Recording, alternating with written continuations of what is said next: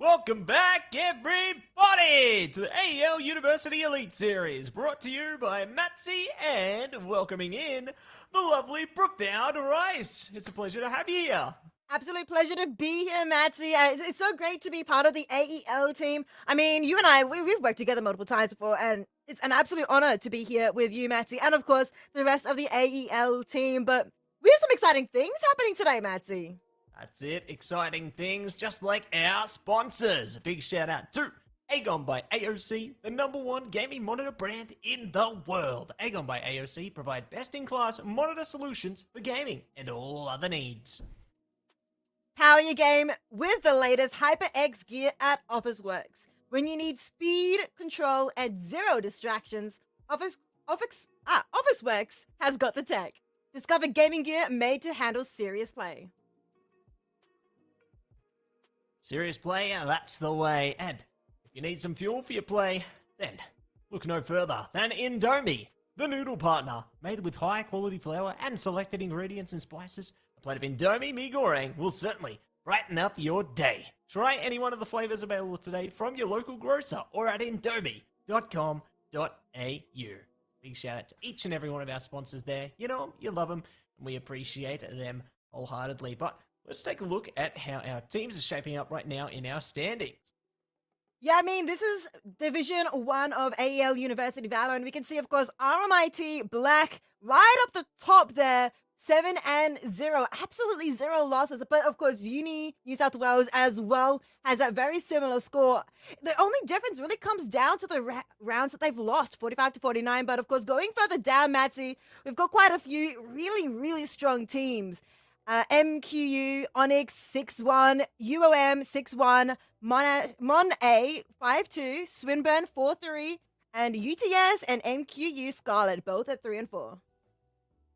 Yeah, great to see how our teams have shaped up out of Div 1. Obviously, all of our teams in Division 1 here have automatically placed through into the playoffs there. So they're going to be sitting pretty right now, you know, obviously playing for placements, heading further into things. But that's how things are going in Division 1. So definitely looking good, looking confident. We do have Division 2 right now though. So important thing to note is the top 4 teams at the end will be making their way into playoffs alongside our Division 1 teams. So very excited to see how our placements fare in Division 2 as things progress here. But so far, you know, the standings are pretty even Stevens mostly across the board, like between the top 1 to 6 there, let's say.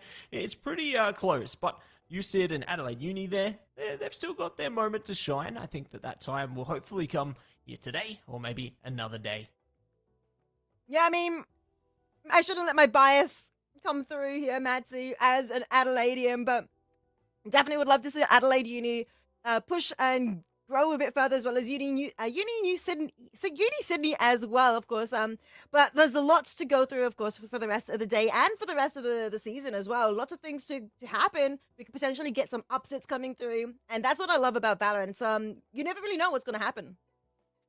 Yeah, always exciting to see which way the spike is going to go. Could go one way or another, or it could go somewhere else entirely. So always going to be very exciting stuff coming through from Valorant. But speaking of Valorant, let's take a look at our first series of Valorant for the day. It's between RMIT Black and Macquarie Onyx. So very excited to see how these teams fare. You know, they're going to be getting straight down to business.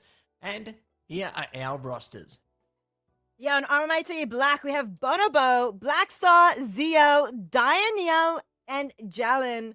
And they're going to be versing Macquarie Onyx with Nera, Domegi, Zeist, Wish, and Mera. It's going to be really exciting to watch what happens between these two teams.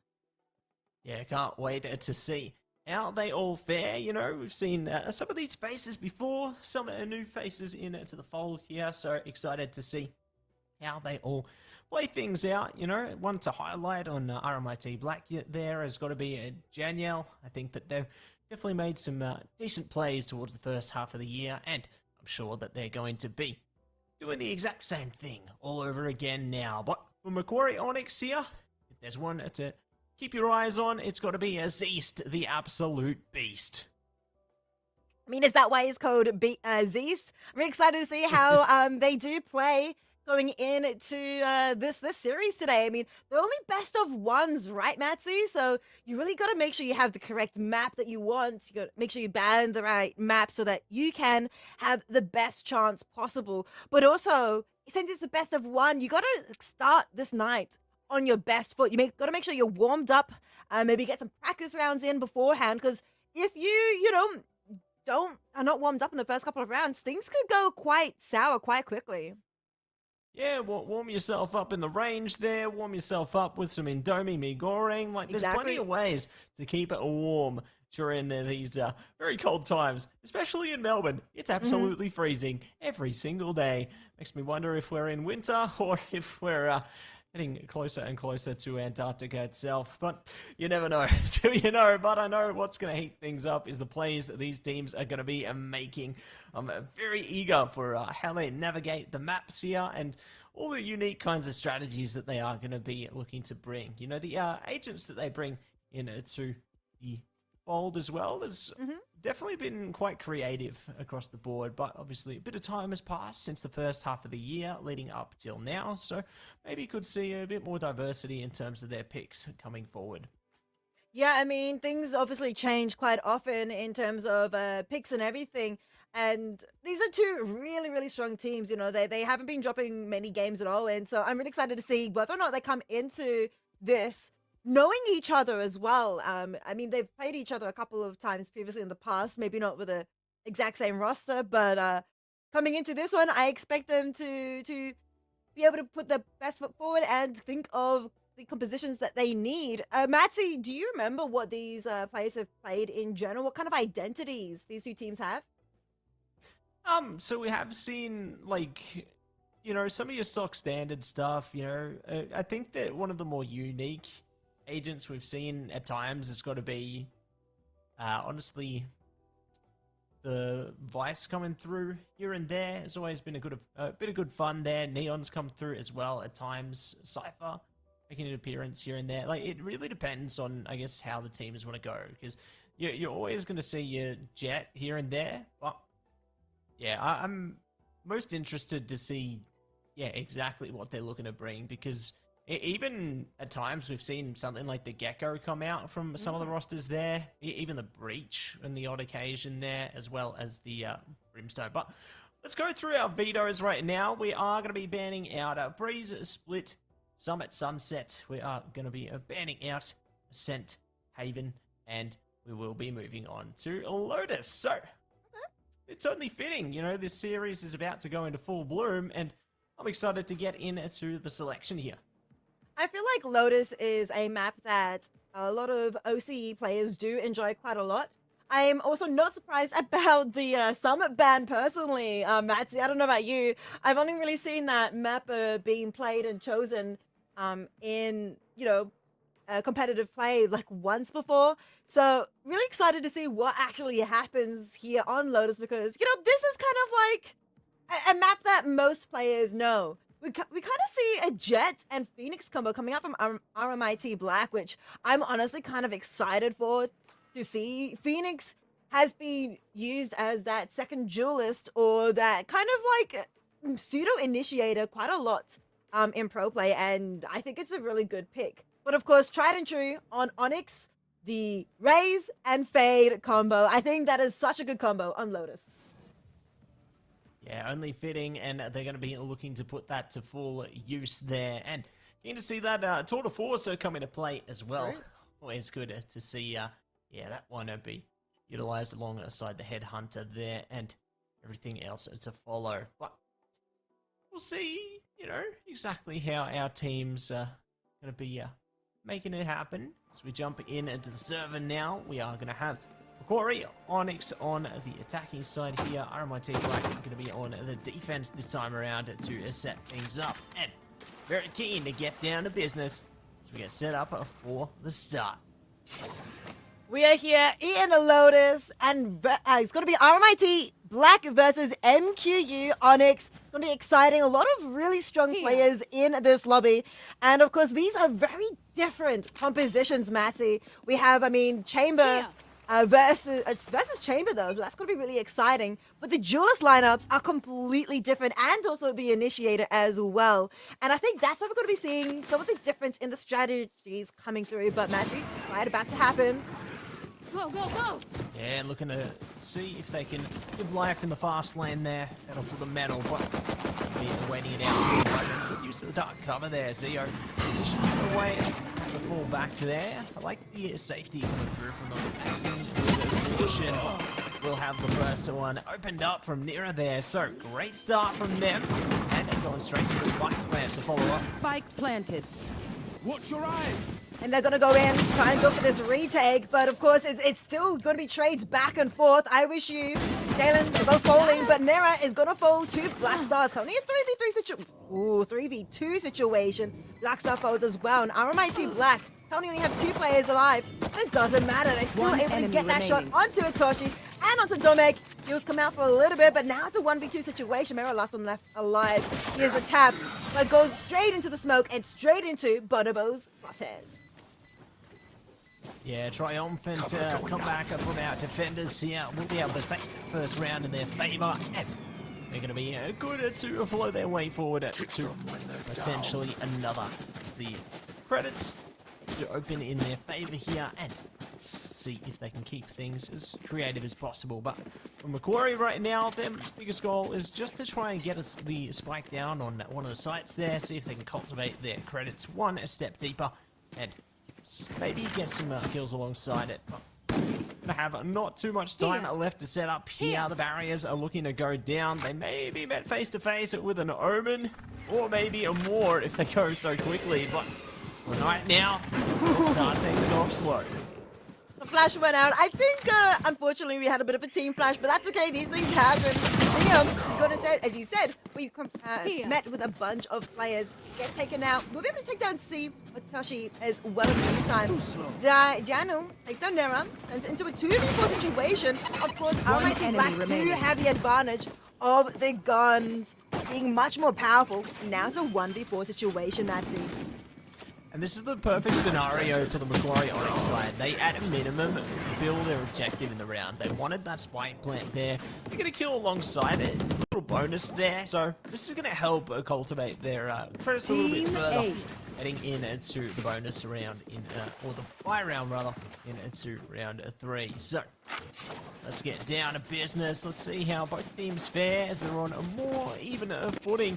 Slightly favoured towards Macquarie here, considering they have all their primaries they could want. RMIT is still going to hold on. You know, they've got a mixed bag of primaries, let's say, but they still will be looking confident as ever. So we have our final moments to set up here. Heavy presence over towards the C site this time, so Chamber's going to have their work cut out for them. Hopefully their teammates can provide a bit of support from the other angles.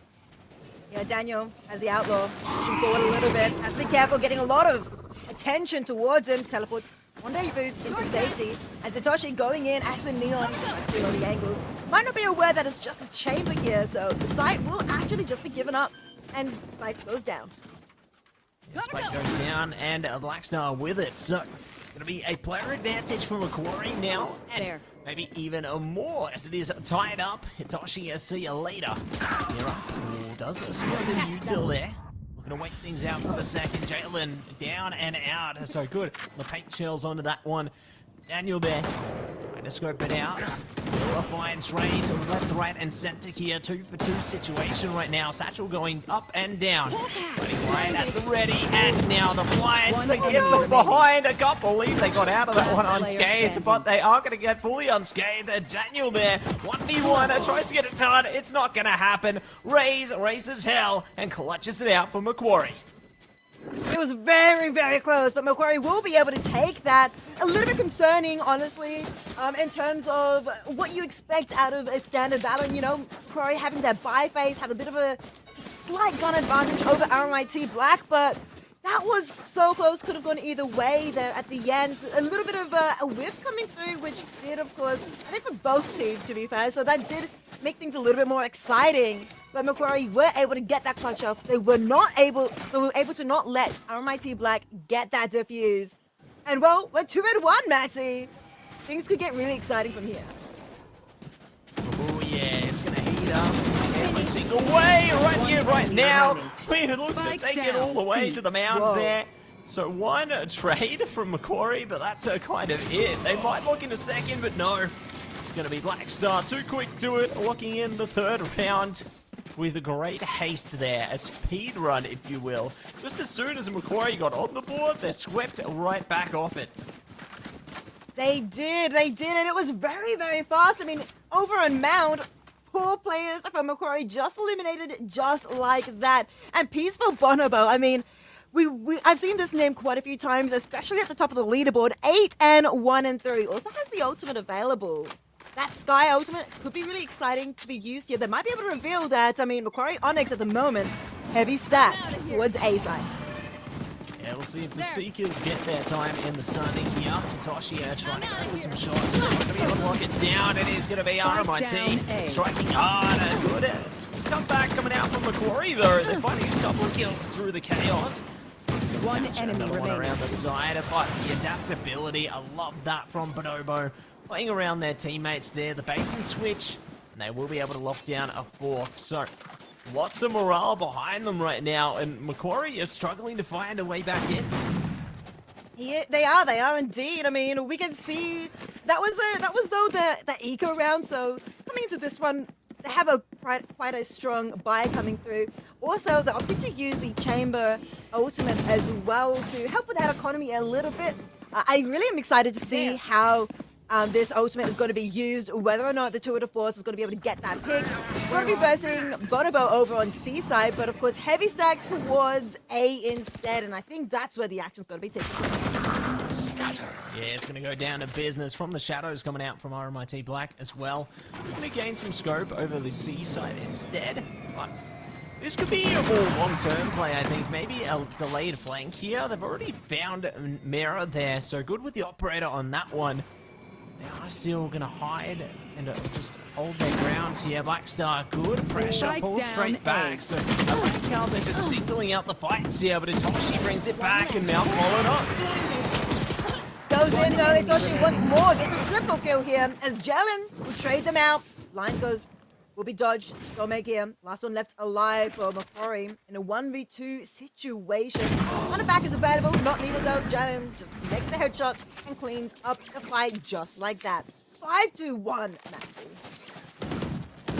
Yeah, just building more confidence by the second here, Ricey, and you love to see it.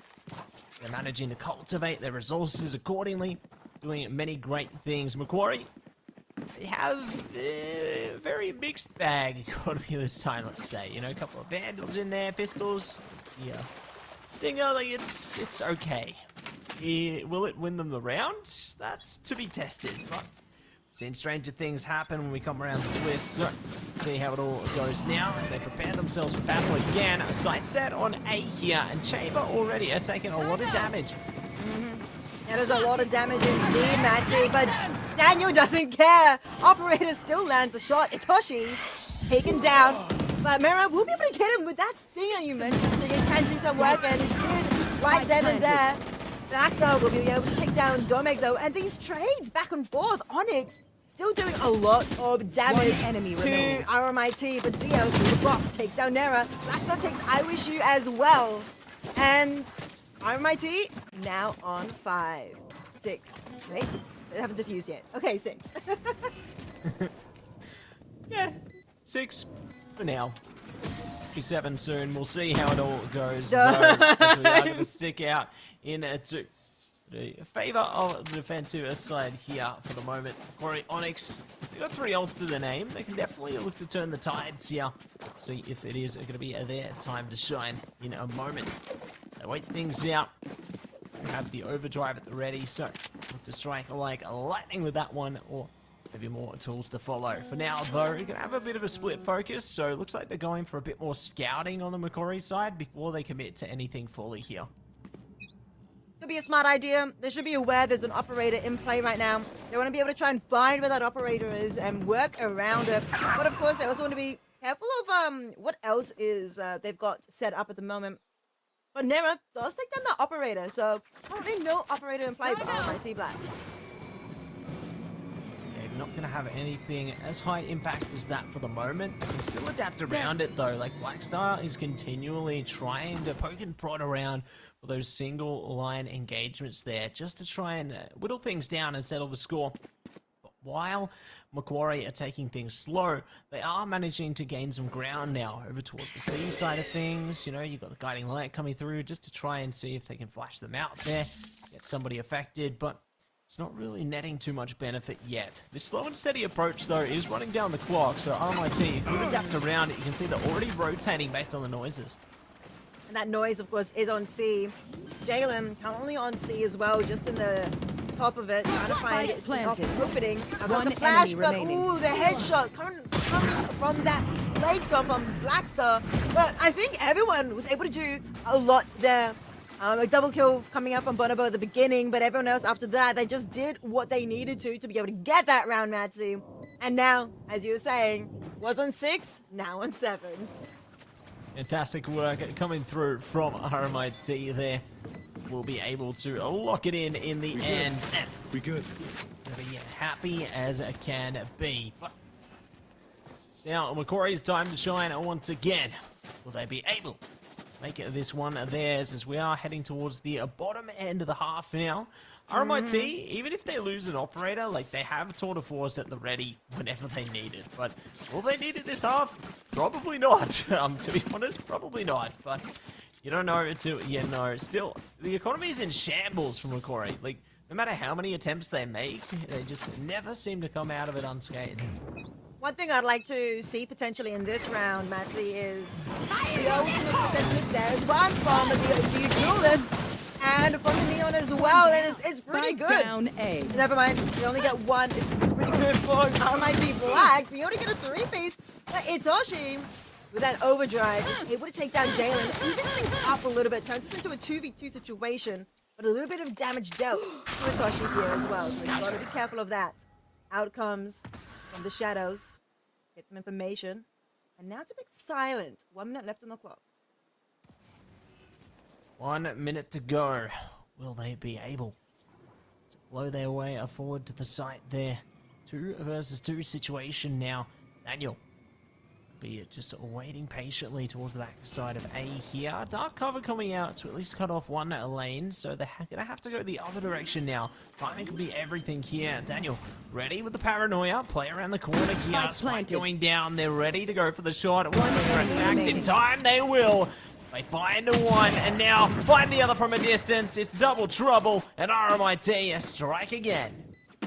8 for RMIT. They're definitely going to be ending this round, this half, with a lot of rounds to their name. Gives them a lot of confidence going into their attacking half as well.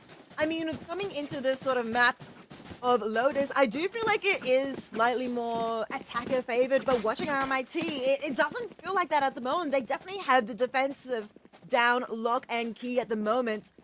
I also love seeing, you know, the operator out on play. I was a little bit worried, Matsy, as Daniel was going around that corner. So close quarters, usually operators aren't that good at a close range, but he still was able to land that shot and win that round. Yeah, they were still able to just take on that fight with confidence there, you know, even if it's one shot, one down. They managed to go to town with more as Macquarie strike back and strike hard first, having the man advantage in the beginning here. Definitely going to be a great start. RMIT did strike back with the trade for 1, but they're going to have to go for more than that. Let's see what Jalen can do here. Waiting patiently around the corner, ready to swing, already losing another teammate. They just hold position. They might be able to go for one more trade. Catch them off guard, and there you go. One and done. They fade straight back. The timing impeccable there. Indeed. It's now still, though, in favor of Macquarie Onyx. This is their round to win here, or lose, potentially. They definitely want that second round on the board for them. 3v2 situation. Jalen trying to prevent this spike from going down. Ready. You'll be able to spray, actually, through that smoke. Now has run it back and is popping it straight away. Here's the corners. You'll be able to find Itoshi, but One Itoshi enemy will remaining. deny that runner back now to 1v. Zio steps up with the double kill. And once more, RMIT find themselves now on 9. Stay out of the fire. super high Yeah, level. we'll tactics. have one step away from double digits now. So, looking good for the time being. See if they can keep that up from here. Weather will be in a bit more trouble going forward as they have a bit more prep time. Again, Macquarie's economy going to be all over the place. You know, some have weapons, they got guardians, you know, they got Stay safe. a couple of vandals there. Sheriff, they got bits and pieces. Is it enough to restore peace and prosperity to their name? That's yet to be seen, but for now, it's going to be a heavy presence from Macquarie over towards the B side of things. They are looking to just breach this one immediately and see if they get the spike straight down here, but RMIT are right close by. Already taking down Bonobo. That's massive. That's the top prize Player of the standing. team right now. And now suddenly it's a 1v3 situation. But Zio, not done yet, takes down 2 before he inevitably falls to Dome. Spike goes down. Last round Onyx in the half. finally get themselves Send your on gouge. Don't look 2 back. rounds. Last round and a half though here, Matty. The best Macquarie can get right now and hope for is a 9-3 half. Yeah, that's the best that they can offer this time around. So, certainly going to be seeking that one out as soon as possible. But, see if that reality is to be found, or whether it could be double digits locked and loaded for RMIT. As Quarter Force already going to be You at want the to ready, play? so Let's play. RMIT are ready to play, and they're ready to take it their own way. Macquarie, though, are looking to sway it over to A here. All hands on deck on this attack, but RMIT are adapting accordingly. They have a lot I've to got deal your with. trail. A lot indeed, and one of those is going to be the sneakers coming out from RMIT. They're able to acknowledge fine that there's a lot of members of Macquarie there. Dome, though, takes out Jalen. Slight advantage towards Macquarie. 4v5 situation. And so, of course, RMIT, they're going to be very respectful of this fact. They're now waiting and holding, seeing if Macquarie is going to peek out once more, walk into their crosshairs, and maybe RMIT might be able to even out these odds once again. But of course, we've got to be careful of that flank potentially coming from the chamber a little down the line. Yeah, have to exercise the greatest caution, don't they? And see if they are going to be able to find exactly what they were hoping. Face your fear! It's a sign to face your fears and get right into the gears there. Nera starting off strong, finding Black Star there. Get around the corner. Oh, triple Spike kill down A. in 30 seconds seconds. left. That's a way to bring yourselves back on the table there for a 2v2. 2v2, as you said, tables have turned. And now it's Stevens right now. Zio nearly got the A's. Another pick onto I Wish You with the operator, but Bonobo takes the last pick, Switching which does sides. bring RMIT up to double digits, as you mentioned. Switching sides, they are now on attack. They only need 3 more rounds, and they'll be closing this out. 3, a magic number there. Let's see if they can make magic happen. As it all comes down to the second half now. Sides are switched. RMIT will be good to go. We'll see if they can steal the show here, but there's a harder road ahead of them. Even if they do win the pistol here, you know, that would be the golden opportunity, but if Macquarie Onyx can bring it back on the pistol, it would be exactly what they were hoping for in order to have their first steps towards a comeback. So, let's see how both teams try and crack through the armor now as we get down to business. Mound looking to be the place of contact here. Like how the dark cover has already been set up though, just for like the one-way angle. It is a slow start at the moment from RMIT Black. They just want to feel things out. They want to win this pistol. And they get a little bit of information though, knowing of course that dark cover from C is there. Dominic starts off strong, gets 1 pick onto Bonobo, traded now, so turns this into a 4v4. Daniel gets a bit shot, a bit heavy damage as well, so you've got to be a bit careful here. Now on half HP, but make that now 18 as Hitoshi will take down Jalen. Daniel falls as well. The defense on Macquarie, it is strong. Turns this into a 2v1 v4 situation. Spike Blackstar down A. will be able to get 1. Has to go for another 3 more if they want to be able to win this pistol round. And it just won't happen here, Matty. Nera will take down Blackstar and give Macquarie the 3. Make their fear your weapon. Exactly what they were hoping use for a gun, there. Going to be able to whichever. take advantage of the situation and see if they can achieve it going forward. But still plenty more have to consider here. plenty more to be done as we get set up with a plethora of weapons there. You know, with the Outlaws, the Guardians, the Stinger there. Everything's looking good for the Macquarie side. Be able to deal with RMIT nice and easy, but see if RMIT can overwhelm them. They can focus over towards the city side of things, looking to just rush them down immediately. It's great they played around the cloudburst there, and they've also got those dark covers to set things up, but they're already losing players on the way through. Make that 2, make that 3. I wish he was going for a 4th, and it is successful. Ace is in their sights, but Nero shuts down that opportunity. And, well, Macquarie, they are able to get their anti-eco and also keep 4 weapons with them here into their bonus. Yeah, gonna be happy with that outcome. Should be on track for many more great things around the corner. Well, RMIT have plenty of opportunities ahead of them as well here. They are going to be sticking to their guns, picking up everything they can in order to deal with Macquarie. And they start to get that train rolling again. It's going to be a world of trouble, a world of pain ahead for either side, and no one getting out unscathed as we jump straight back into the action now. The gates are open, and we're ready to send it. But who's going to be able to send it first as Macquarie wait patiently? They're ready. They go. Blind onto Domek. Domek will still be able to get Jalen. Traded out. Damage, though, dealt to the other chamber. I think they must have flipped him. As now in a 4v4 situation, Macquarie are trying to get onto side. They will be able to start the plant off. This is their bonus, remember. They're still able to keep pushing forward, though. By they, I mean Bonobo. Now, a 2v4 situation. We'll be able to heal up the chamber, get him back to a much, much healthy situation. As the regroup coming from Macquarie are going to try and go for this retake here in a 2v4 situation. Yeah, it's a difficult situation right now, but we've seen the impossible be made possible many a times before. Blackstar could be in the ideal position, though, to bank on a flank here. They're getting brazen, slowly creeping past. Arrays may be in a bit of trouble, but no, timing's good. Open up with the fight. Now the overwhelm comes in. So, good to shot a 1 out of it. It's going to be the round done and dusted. Macquarie at least to get away, saving 1 player there, but it's 1 and done. The round to play on. RMIT Black 2 away from potential victory. Yeah, Macquarie definitely need to do the absolute best to win this next round. It is a full buy versus full buy round coming in here after their bonus round. They weren't able to convert it, so it does mean there's a lot of pressure here for them to hold down the fort for as many rounds in a row as possible. 11-4, it's a very difficult situation for Macquarie, but for this round, they definitely still have a chance here. They're going to be full rushing A side.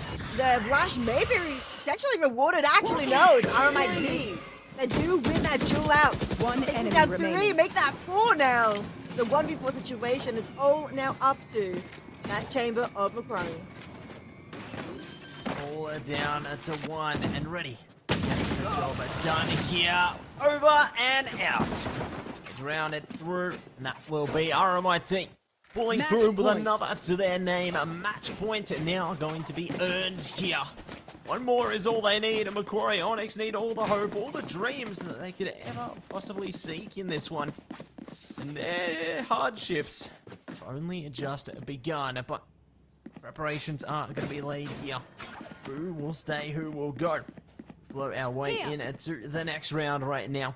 Preparations are underway for the barrier to go straight down. It's going to be split between the B and A side here. RMIT prepare, but Macquarie are more prepared. A double down to start. It's a good start for sure. 2 down, as you said. Make that though a bit closer as Bonobo lands the headshot on the Rays. 3v4 situation. I've got your Still trail. favoring Onyx.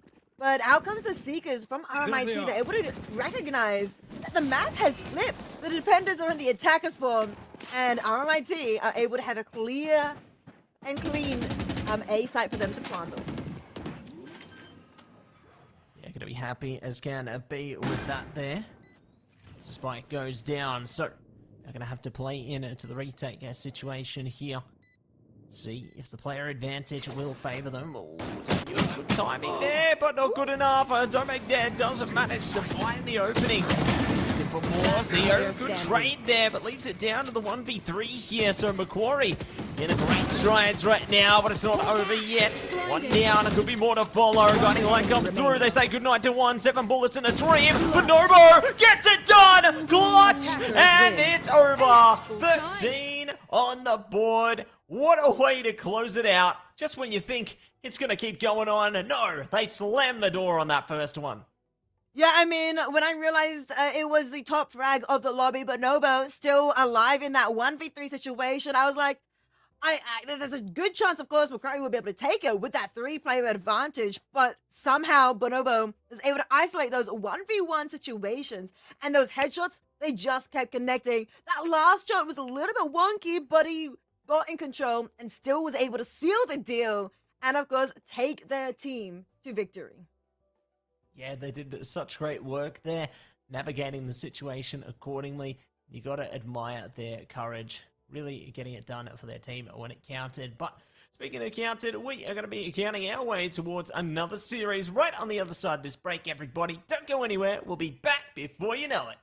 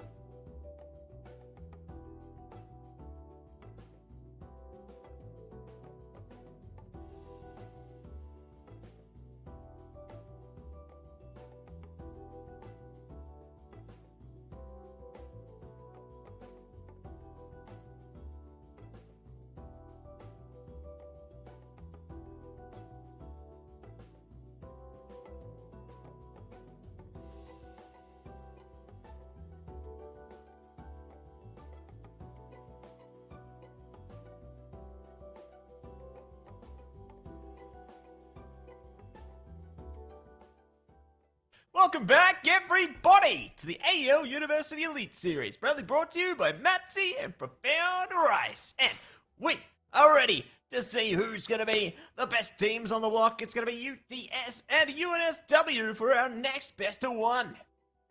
Pretty exciting to see how these two teams will verse each other. We've got Deathblade, Jaden, Osint, Sadrine, and Hyreth on UTS. New South Wales has Kitten, Echo, Chili, Toothless, and Swag. I'm feeling a little bit of a cute vibe coming from New South Wales personally. Matsy with Kitten and Toothless on the team. But of course, how do you feel about these two teams versing off? I'm feeling good. I'm feeling really good about these two teams. You know, I think that Osint and Deathblade are definitely players to watch there, and very excited to see how they fare. But speaking of how we fare, we have our fair journey ahead of us with our Vetoes in front of us. Breeze going to be banned out, followed by Sunset, a Summit. Going to see Lotus banned away, Ascent. Going to see pretty much everything banned out of the mix there, Split as well. But we will end up on Haven. So the Classic coming back into the fold. Haven is a good map, in my opinion. It's pretty. It's also a 3-site map, similar to Lotus. It's one of the favorites as well. I commonly see picked as well. You can't really hate Haven really that much. I mean, unless you're, I don't know, like a Summit lover or something strange like that. Because Haven is just such a good map. And we come into this, of course, with that Sova locked in by New South Wales. No surprises by that as well. Sorgene also hovering that Sova. But the Phoenix, I've been seeing a lot of Phoenix on this map of Haven, and I am enjoying it personally, Madsy.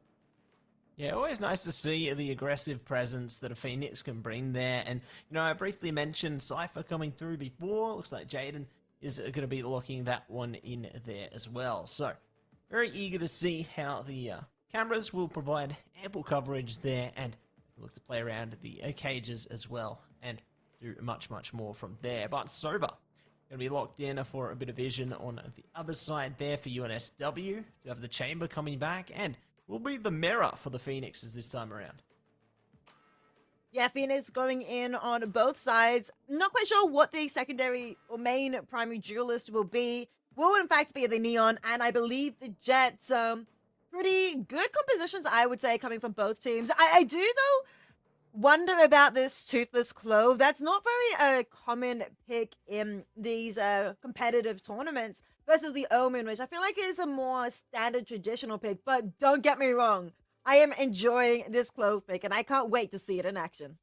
Me too. You know, it's always great to see the creativity coming through from our players there in some of the agents they lock in, and what they can do with them accordingly. You know, it's great to see the different directions that they want to head in there, and I'm excited to find out exactly what they're going to do all over again on this beautiful map of Haven. But very keen and curious to see how the momentum will fare onto this one. You know, maybe it might be exactly like our first series of the night, you know, some pure chaos all the way through there, looking to yeah, move on to another reality, I'm sure, for their opponents. But we do have hopefully a more competitive series aside here, as both teams set themselves up. UTS going to be on the defense this time, UNSW on attack, and they both prepare themselves for action. Action indeed, 30 seconds, and the barrier will be falling. We can see, though, of course, pistol round coming through. It's really important. I think pistol rounds are pretty important to really set the pace, as he said, the momentum coming through. This goes here. And here on Haven, where we have that 3-site setup, sometimes people like to think that the attackers have a bit of that advantage, as they can, the 3 sites kind of forces the defenders to pick and choose what sort of setup they want to go for. And right now, UTS are actually thinking to stack 3 players on A, while C and B both have only 1 A each. And action happening currently in that garage, where Toothless will be able to take down one. Careful now. Yeah, taking it down one. And ready. Stall the front. Push ahead from here. We'll find another one. We'll go down. So 1-for-1 trade to kick off here. Ready to parade forward with more. See what else is going to be in store momentarily, though. Take it slow. Take it easy. Just for a second. Ooh. Good shot there. Swag goes down, and they're going to be advantage UTS, but for how long? They push straight into it. Echo good for 2, pulling through for less, as it is going to be the spike going down. Does go down. 2v3 situation here, Matsy. In favor currently of New South Wales. You mentioned before the advantage was leaning the way of UTS, but not anymore. Not after that chamber play earlier. And now in this post-round situation, these two last players of UTS have to walk through this crossfire. Soji does get one, but it was such a dangerous crossfire there, Matsy, where it just kind of felt like New South Wales were fully in control. Yeah, fully in control and ready to stroll forward with their prowess. So, it'll be good for that for now. Ready to see go heading into round 2 as well. As looks like it is going to be a more mid or A-sided approach here. You know, they've got some waiting patiently just outside of the lobby for the moment. Could potentially go for some garage presence as well if they want. So I like the informational split so far, but UTS adapted to have a full C/B-sided defense, and this leaves A as open season. I like the opening kill for UNSW as well. You'd think it would make it UTS more hesitant, but they're still game for this. Love the confidence, as you're mentioning, but if you don't have confidence here, especially in these early rounds, and it makes things a lot harder to get things done, especially when you are on that weaker bye. Deathblade is trying to hold garage, but surely by now UTS must be aware, knowing they've left A side completely clear. It's going to be a little bit dangerous. Timing from Eco does not go their way. Misses the shot as well, and Hiraeth will be able to get that gun upgrade. I think it's good though. Go their way now in this 3v4 situation. Swag is ready for the rotation. And Hiraeth will be able to get one with that gun upgrade, but only the one as Hidden cleans up for New South Wales. Well done to Kitten and Co over there. Still in the shot with many kills to their name. And to tame it even more in a second as we move on to round number 3 now. Bonus round ahead of us. UTS will be the ones in the driver's seat. They're looking to buy up everything that they possibly can here. Try and find some kind of path to redemption. Will they be able to achieve it? All on them. They hold A long at the moment. Do have one waiting patiently on a shot as well. What? The opening shot is going to go to Deathblade. Maybe another one. Oh, that was so close. The wall in between them and try and slip away, but not today. Deathblade is taking complete control, but not for long. Lost Skin and Toothless. Get it all down to business. 2v2. Holy no more. Oh, it's all going down. Osin delivers. That was absolutely beautiful. I think for both teams there, but my favorite had to be that Sova Sonic Arrow coming through, being able to get that information for the team. And they spammed a lot onto the poor victims over through that wall. I mean, Swag tried to do his best to duck, dodge, and weave, but he wasn't able to, of course, as he came through interview, and it was just over very quickly, a very fast round, Matsy. Both teams decided to play fast and furious there, and they did. But of course, with that slight gun advantage, UTS was able to win their gun duels just a bit better, just a bit faster. And now, of course, 2-1 currently. The Deathblade started us off strong, taking down Ego. So far, so Joke's good. over. You're dead. It's time to run it back at UNSW. Good track forward. Jaden good for the opening there. Chili and now cold. Ready to be bold. Jaden gets done again. Swag there, pulls it back. And now the run it back, going to be activated by Deathblade. A good opening on Swag there. Another one bites the dart. One by one. They will get it done. But it's all going to be down to 1 now. Run it back. I'm forcing them just outside of the side to push in from the defender spawn here. Baiting out the plant as well. But don't dare to it yet, as they will commit to the fight. Say goodnight. Yes. UNSW back on top. Fantastic read coming out from Kitten of New South Wales. I mean, was able to know that, of course, the runner back had to have come from the garage direction, as that was where, that was where Deathblade was. But knowing that, had to be careful though. Maybe he pushed up to defender spawn, and that is exactly where Deathblade was. So I had to be careful, knowing that maybe he was going to be wrapping around. Found him, found the headshot too. Beautiful play coming out from Kitten, able to clutch that up for the team of New South Wales. Yeah, good at the moment, and looking even better with an opening kill on the Jaden there. So, going to be good for that. And Ruthless joining in on the fun as well. 3 to 4 situation. A swag goes down. Spike with it. Oakson not so lucky, but immediate trades will come ahead of this one. Ruthless not even close to being done. Chomping away at these kills right now. Leaving it down to just a rogue Sova here. Waiting patiently on the B side of things. Do they stay? Do they go? Do they get caught here? Yes, they will. Kitten finding the killing blow and taking away the 4. Pretty strong gameplay coming up from UNSW, but of course, they did have a pretty good buy coming into that round, I would believe. And now coming into this one, it's up to UTS to buy up and make something work for themselves. Try and stop this slight lead coming through. I was about to call it a snowball, but it's not a snowball just yet, Matty. It's only 3 rounds difference. It's definitely still workable for UTS. And now that New South Wales is on that attacking half, they might have that slight advantage on Haven here. So UTS have to make a good showing here in this 6th round. And they have found at least the opening kill there with the Blade Storm, so this is a decent beginning. They need to further that though, and Chile could be in a good position to actually bounce back if they're not too careful, and Deathblade are going to play themselves there, not checking the corner properly, and does suffer the consequences. So 4v4 situation just as quick as it started. Make that now 3v4, Matty. 3v3. Bodies are dropping left, right, and center. TP out into safety. Here we have to live another day, but goes back into that smoke. Chile's very conscious of the fact that somebody could be there. One enemy whiffs the remaining. shot, and hooray, Spike the hero down, of C. UTS turns this into a 1v3 situation. It's all up to Toothless, who is walking onto the site, trying to Reyes, but it's a 4K for Reyes. Yeah, 4K, and not today, they say to UNSW, and they will. Yeah, but at least get a little bit closer now. Only 2 rounds between these teams, and anybody take a deeper control here.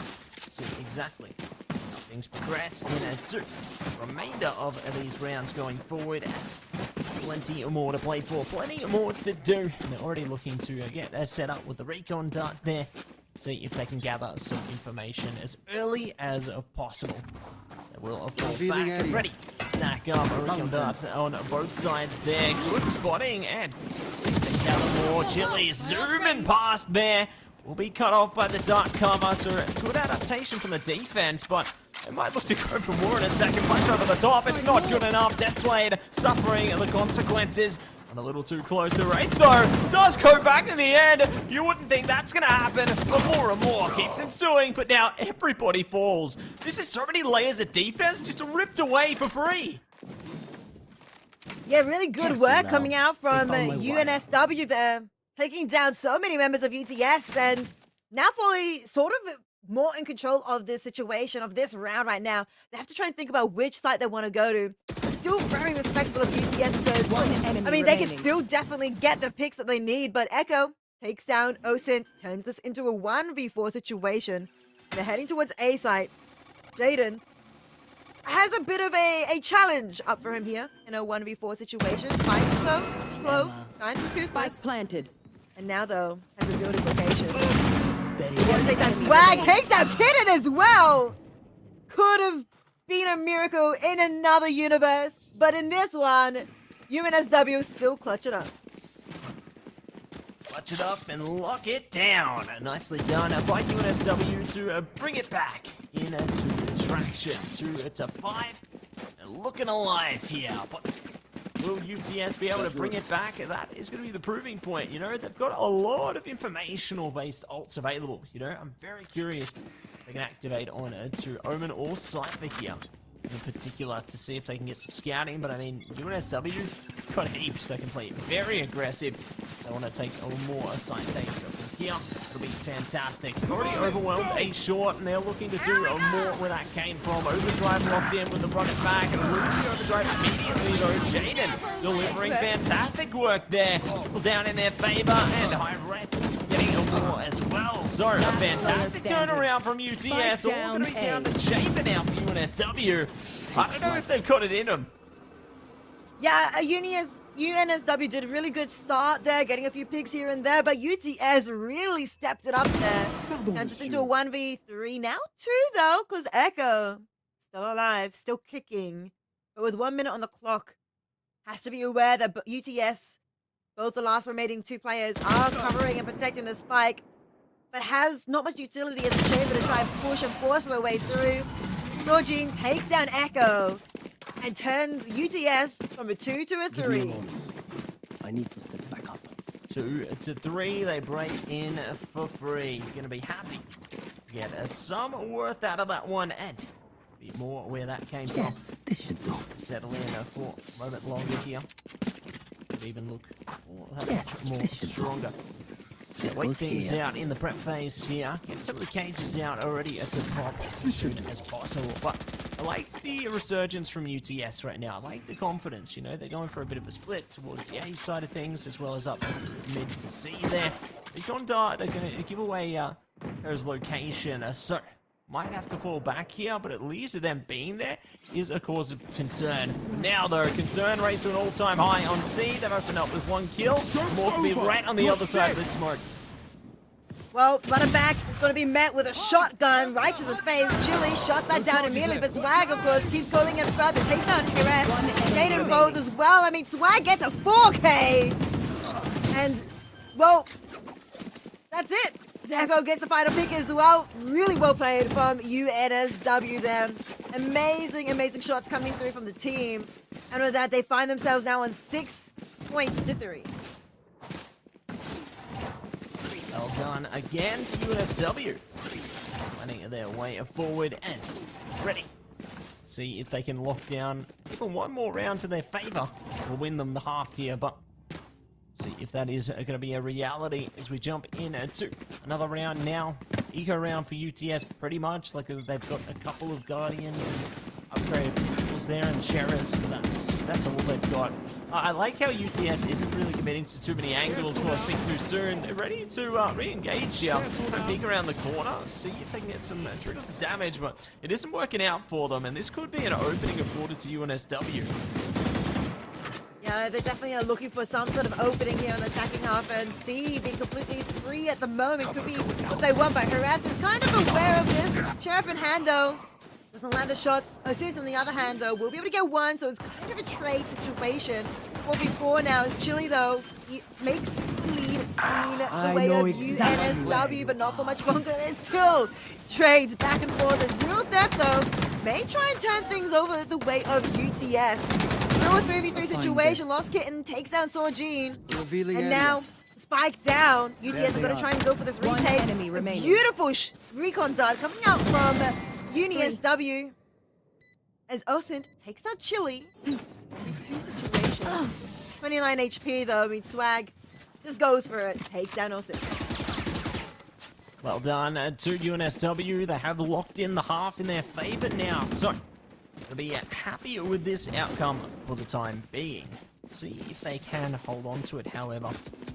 Still could be more where that came from momentarily here, but for now, we'll stick back into our buy phase here.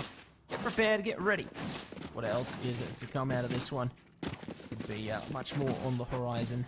We even realize, but both teams can have eyes on the prize with full buys coming out in waves here. Very eager for what else they can do as a Chili immediate push up there. Not catching a kill though, so at least they get some territory, but gonna have to work a bit harder to get some substantial kills off the back of it. Well, there goes the runner back. And now shot down. So James, make sure that UNSW isn't able to get onto A site. Swag, who was lurking around, will be able to take down Deathblade though. Bit of a consolation prize for using that runner back earlier, but Osint will trade it out. Now a 4v4 situation. But UNSW has to be careful about the time that they've been taking to try and find a hole in the defenses of UTS, sorry. As Toothless takes down Harath, Sorjin also falls victim to UNSW, and with that, I mean, A site is now officially free. The spike goes down. Down, but not out here. See if they can drown through another kill or two. player advantage is still going to be favoring UNSW right now. Just holding a position for the time being. And, you know, the options being weighed up for our UTS side here. Careful now. Try and collide here. They're slowly trying to creep up. They have gone and got a bit of traction on long, so evening things up. 2 Last for 2 player now. standing. Time against them though. OSINT going down. Making more to follow. They know exactly where they're coming from. Jaden though finds one. Knows exactly where the last is around the corner, but through the gap. They will face the music. Well done and well played to UNSW. Last round before the 8-3. What started as quite a lot of back and forth couple of rounds has sort of cemented UNSW here in this half. They can end themselves with a 9-3, really cement themselves in this game. A good start. But of course, UTS, they still have a chance to be able to get themselves to 4 points. And 8-4 definitely has a lot of options to be able to push back on their attacking half. They win the next 2 pistols, they'll find themselves on 8-6, and that's very much only a 2-round difference, very much closer. So Jaden here starts this off strong for UTS, takes down Toothless. Yeah, strength coming out in waves there. Exactly what they need towards the tail end of the half here. You know, they need to find as much confidence builders as they can onto this one. Ooh, and they will find a close gap there. Putting a cap in that one. Swag's down. He isn't back down, and so will be traded out though, but Kitten gets a double kill. Make that a triple blinded even. Knows exactly where the crosshair is, knows where the, most likely, the players of UTS will be popping out from. Turns it into a 2v2 situation. And now the Neon Chili is rushing over towards A side to get the spike down as soon as they can. Take advantage that they have made here on A. For UTS, of course, they are regrouping. They wanting to go for this retake. High Wraith here. Last player To get a standing. pick will not be able to, as Chili gets the better. It's a bit faster. This is Jaden, last one left alive for UTS. Last one left alive in this half for UTS. Is now in the 1v2 situation. And I mean, you've got to be careful with the time, Matsy. Time is against them. Jaden. Slow, steady. No, they know. All right, and the show will stop. UNSW get it done in the end there, and obviously with the half being at a close, they can pop their ults freely as they get reset then and there, in case anyone got a little confused why they would do that. But yes, we will move on to the next half here. So UNSW are going to be on the defensive side now, and we will see UTS on attack. Will this change the pace of the game? Holistically, maybe. If you're UTS right now, you're certainly hoping for it, but there's going to be big pressure on this pistol in order to really turn things around from the get-go. 100%. This pistol is very, very important for UTS. I would say also very important for UNSW as well. I mean, if they win the pistol, they'd get themselves up to 10, get themselves up to double digits. But on top of that, that anti-equal for the next round is very likely to get themselves to 11. And that's where things really start to feel a little bit scary for UTS, especially if they find themselves in a 5v4 situation. But Jaden will be able to trade it out. Turns it into a 4v4.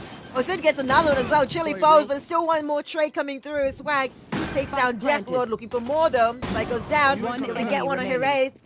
Lost Kitten gets one as well, and now it's all up to Jaden. UNSW, I'm sure they feel that this pistol is definitely in their hands. They hear the footstep, thinking of just ticking. And well, Echo takes down Jaden. The stick goes through. Works out exactly as UNSW wanted there, so going to be very satisfied with that outcome, but it's only at the beginning here. There's still more work to be done. We'll take it all the way to the top. So, keen and curious to see how it all plays out. Right out time for the moment. Leave a moment of preparation here. UTS might have to go for something, you know, a bit more brazen. Rounds forward, but looks like the judge is coming through here, so very interested in the impact of that as they're heading straight towards C. Could see Judge, Jury, Executioner in a second. They're waiting patiently around that corner. Right, C, it's about to get spicy. Definitely indeed. I mean, Chili could turn this around into their favor. As you said, Judge in hand. Applied. Oh, it doesn't matter. Chili just needs to shoot, and shoot they did, getting a triple kill. Shut down by Jaden, but the damage was dealt. Echo takes down Jaden, and UNSW in the anti-eco find themselves on 11. 2 away from victory. Victory within their grasp here. Will they be able to take a hold of it? Will they get left behind? It's all going to be on to this as UTS buy up everything they can here. They got a few Vandals, the Guardian, OSINT. It's time to contemplate what they want to bring as well. So, All set up. they are going to be interested in how they approach this as Echo ready. The drone there, but they are going to be drowned out, not able to react in time. This is a good opportunity. See if they can manage something. Chile has the judge still in hand, and it is their bonus round. But Toothless still makes it work for themselves as well. 3v3 situation. Oh, it's now 2v2, but Spike is down, so it's up to UNSW to get in there and take down all the members of UTS. In a 1v1 situation, Sorgene gets the better of Swag and clutches up for UTS. Clutches when it counts there, so we are very happy with the outcome of that one, but there's still more work to be done yet. And certainly not going to be looking to live with regrets here, going to be giving it your absolute all. So let's see if UTS will rise up once again, refuse to fall, refuse to back down as we move on to round number 16 now. And both teams are ready for this, but UTS, they're ready to go absolutely crazy over to the A side of things. The cage already coming out though, cutting off a bit of sight here over the long side of things, which does allow the defenders to adapt a little bit, but there's a lot of space being given right now to UTS, but they don't realize a flank could actually be in order. Well, the tripwire may reveal it, but Spike down. Sorgene A. does not react in time, and Echo is rewarded with 2 picks. Last player standing. Okay, I was so confused. I was like, am I recognizing whose team is which here? I didn't recognize it, and the players didn't either. Not entirely sure what happened there, as now UTS find themselves in a 1v2 situation. Currently in favor of UNSW. And I'm still in shock, Matty. I don't know what happened. Can you explain to me what happened? They got the flank and they got the spike in the bank, and it seems they left the present at home and now left them in this situation. But just as ridiculous as that was, is more ridiculous the ace that this round will end on in favor of UTS. UNSW looked as confident as ever there, but no, it will be UTS getting it done. Holy moly. It worked for UTS. That's what they needed. And it's great to see this round be a bit more competitive and get themselves now to 5 points. But a 6-round deficit is still a big hill to climb. And UTS definitely need to keep themselves pushing forward here. But in a massive ace coming up from Deathblade is definitely at the start of something great. As HyperX will be able to take down Lost Kitten. And out comes Neural Theft. Ready to find out exactly where they're hiding, and they will be gliding into 2 kills more to follow alongside this one, and ready to capture even more where that came from. Let's see if they can manage it now as the spike is down. UNSW in deep trouble here. Got Echo and a Chili ready to go from the higher ground and the low grounds here. OSIN already on Heaven though. They can't spot them. It does allow Echo to get straight into this one and will be shut straight back out though. OSIN reactive as ever. And 6 to 11, UTS flooring it back. They do indeed. They find themselves on 6. And if they keep going at this rate, they'll be able to get themselves that snowball momentum that they need to be able to try and catch up to UNSW. And it's looking good so far. These rounds are looking a little bit more cleaner as they keep going and they keep progressing through Haven. And on the attacking half, generally people feel more comfortable to be able to try and push it forward and get those sides, get in control and stay in control of the lobby. Yeah, looking to run the server, if you will, as much as they can. A big focus over towards the mid side of things now, though. But UTS might not be aware of a push coming through. It looks like Deathblade are going to be switched on it, if you will. does open things up for UTS here. So UNSW already is down a player. Gonna have to be more cautious of what else is on its way as they're already looking to push through C. They do indeed. There's something exciting here with the smokes in play. Never mind, Toothless gets taken up by Deathblade. 2v5 Last player situation. standing. Potentially a complete, clean, flawless round for UTS. And now 7 and 11. This definitely feels so doable, Matty, for UTS. They keep this up this round here, they're probably going to have a really strong buy versus UNSW, who might not be able to scrape together a buy at all. And so they might find themselves now in 8-11 unless a thrifty comes through for UNSW. So really have themselves in a really strong position right now. Yeah, from strength to strength into this one, and there's more to come up from here.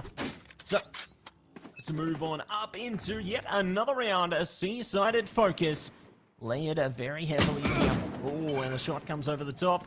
Gonna be able to get the catch orb there, but that's about it for now. As they move closer and closer, run it back, gonna be activated. Recon dart around the back as well, trying to reveal the position there for hot hands as well. Flash coming over the top to get some shots, but Echo's good for it in the end there. Traded out immediately though.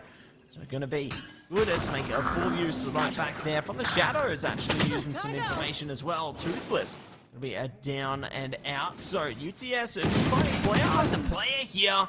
There's no signs of resistance. And potentially another flawless. Oh, I spoke too soon, Matty. Kitten gets one, but he needs a bit more than just one. Jaden takes down the Kitten. Swag will follow as well. Not a flawless for UTS, but felt near close to it, as they do keep 4 alive in the end, and also get themselves now to 8. Spike goes down as well. A little bit of an extra cash. They find themselves in buy phase once more. UNSW have 4 ults here though, Matty, and I reckon a bit of credits to spend. Yeah, it could be more where that came from, Ricey. You don't know till you know, but we do know is these teams are getting closer and closer in this competitive matchup, and it's only going to get more and more fiery from here. It's UTS. Hold the mid position now, creeping up C long as well. Got Chamber to worry about around the corner there. They can look to lock things down. Echo are going to be good for it to kick things off. So, a great start from UNSW to try and fall back here. Might even find another, but Jaden is good for the trade. Good for the trade. Good to make them 4v4 situation. As now we can see UTS towards A side. Might miss actually Swag on this rotation as well. Watching Sewer entrance to be able to get one. Ooh, nearly went for 2. Whiff though. A little bit of nerves coming through. And now it's a 2v3. Lost Kitten trying to hold him. Fought down. And then will be take down Jaden. Find those 2 headshots here. Like now, Right here. Last just player one as standing. Buzzard. Last one left alive. Toothless will come back. Not dead yet. Keep Toothless, Kitten alive for a little bit longer. But Toothless will be able to trade. Takes down Osint. UNSW, Matty. They find themselves a match point. Come on, friend. At the last 5 rounds in a row, they disrupt the flow of momentum. Now UNSW are back on track. All they need is one more round, and this series could be theirs for the taking. But UTS, if they manage to run it forward 4 more in a row, we could see ourselves to an OT segment. We could see exactly what we're hoping for. And let's see what's in store right now as the gates open, the barriers are down. It's gonna be time for the Hunter's Fury to come out. Comes out, but I don't believe it's gonna land on anyone. As the C rush is coming from UTS. The force chamber all the way back into the spawn. Massive AOC coming out from UTS there, but the flame coming from Toothless could be interesting. Sorry, Takes not down so. Jaden, takes down the other lurker.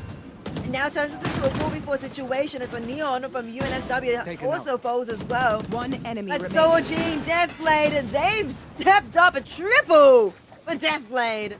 And UTS find themselves on 9. 3 rounds between them now, getting closer and closer. Almost feel just how deep this one could go, and very eager to find out who is going to be able to stake their claim, to these remaining rounds now, as the intensity Just continues to deliver on all cylinders, and ults remaining are one and the same. UNSW can certainly play very aggressively, but UTS, they can play for a lot of information off this and really have that stopping power as well, especially with their own Hunter's Fury. So, need to see who will get the first hand on this one. Our drone comes out, goes down, doesn't spot Chili there, so this is good. They can hide in the corner for the time being. That they do, Matty. That they do. Watch your But the eyes. patience might not be rewarded as Careful now. UTS. They're not thinking about Going C. They're more thinking about potentially B, as they have full control of it right now. The spike is heading that way as UNSW trying to set up your close spawn situation. Definitely take that swag. We'll be able to take down Echo as well, actually. That's it, right? And now Jaden gets one as well. UTS, they're back to potential. Another flawless round for them. They have to win a few though in a row if they wouldn't be able to win this map still, considering the round differences between the two of them. And last one left alive is just Chili. Sheriff in hand, Bucky in the other. Be careful of all the angles. It's a 1v5 situation. Wants to maybe try and get a pick, exit pick, and we'll be able to get one. Make that two! The Sheriff shots, they're landing. But Jaden will be able to back up his team and take UTS to 10. 10, oh my goodness. 2 rounds between them now, and it could have been Goes here. all over and out just like that. UNSW just need 1. If UTS can take 2, they might yet have another chance, another resurgence here. I'm super duper keen to find out who can get their hands on this. Both teams evenly matched in this round, although if UNSW lose here, OT is all but guaranteed. So, we'll see how it all plays out now. Trapwire going Cage out. triggered. Cage at the ready as well. Just trying to cut off lines of sight, you know, play for a bit of territory, but it looks like UNSW are going very aggressive. Okay. This flank is huge. They actually bypassed them entirely. Good trade by Red there. They thought they might get taken down themselves. Ooh, Echo a little bit too much time to cook there, but it's going to be player advantage for UNSW for now. 2v3, running back still being used. Doesn't spot anyone, but knows there are people still out in grass. Garage, though, is where they're now traveling to.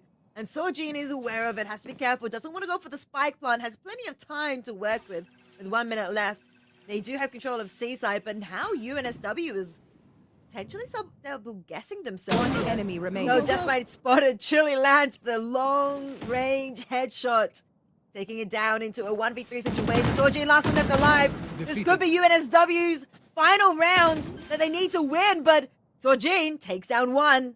1v2 situation. They don't want to give Sojin these 1v1s anymore because they won't be able to win the round if they do so. And Sojin wins every 30 single seconds duel. left. Fight goes down, but gets the better of Defenders Sojin. And UNSW take down the team of UTS and take down Haven. Well done and well played. Just when you thought it was getting a bit tight towards the final stretch there, they managed to deliver the killing blow when it counted. So, well done and well played to UNSW there. Taking advantage of the situation, managing to set the record straight at the end there, because that one certainly was getting more close than anyone would have anticipated. So we'll see how things fare heading into our future series, whether they can be as close as that. All right, on the other side of this break, and don't go anywhere, everybody. We'll be back soon.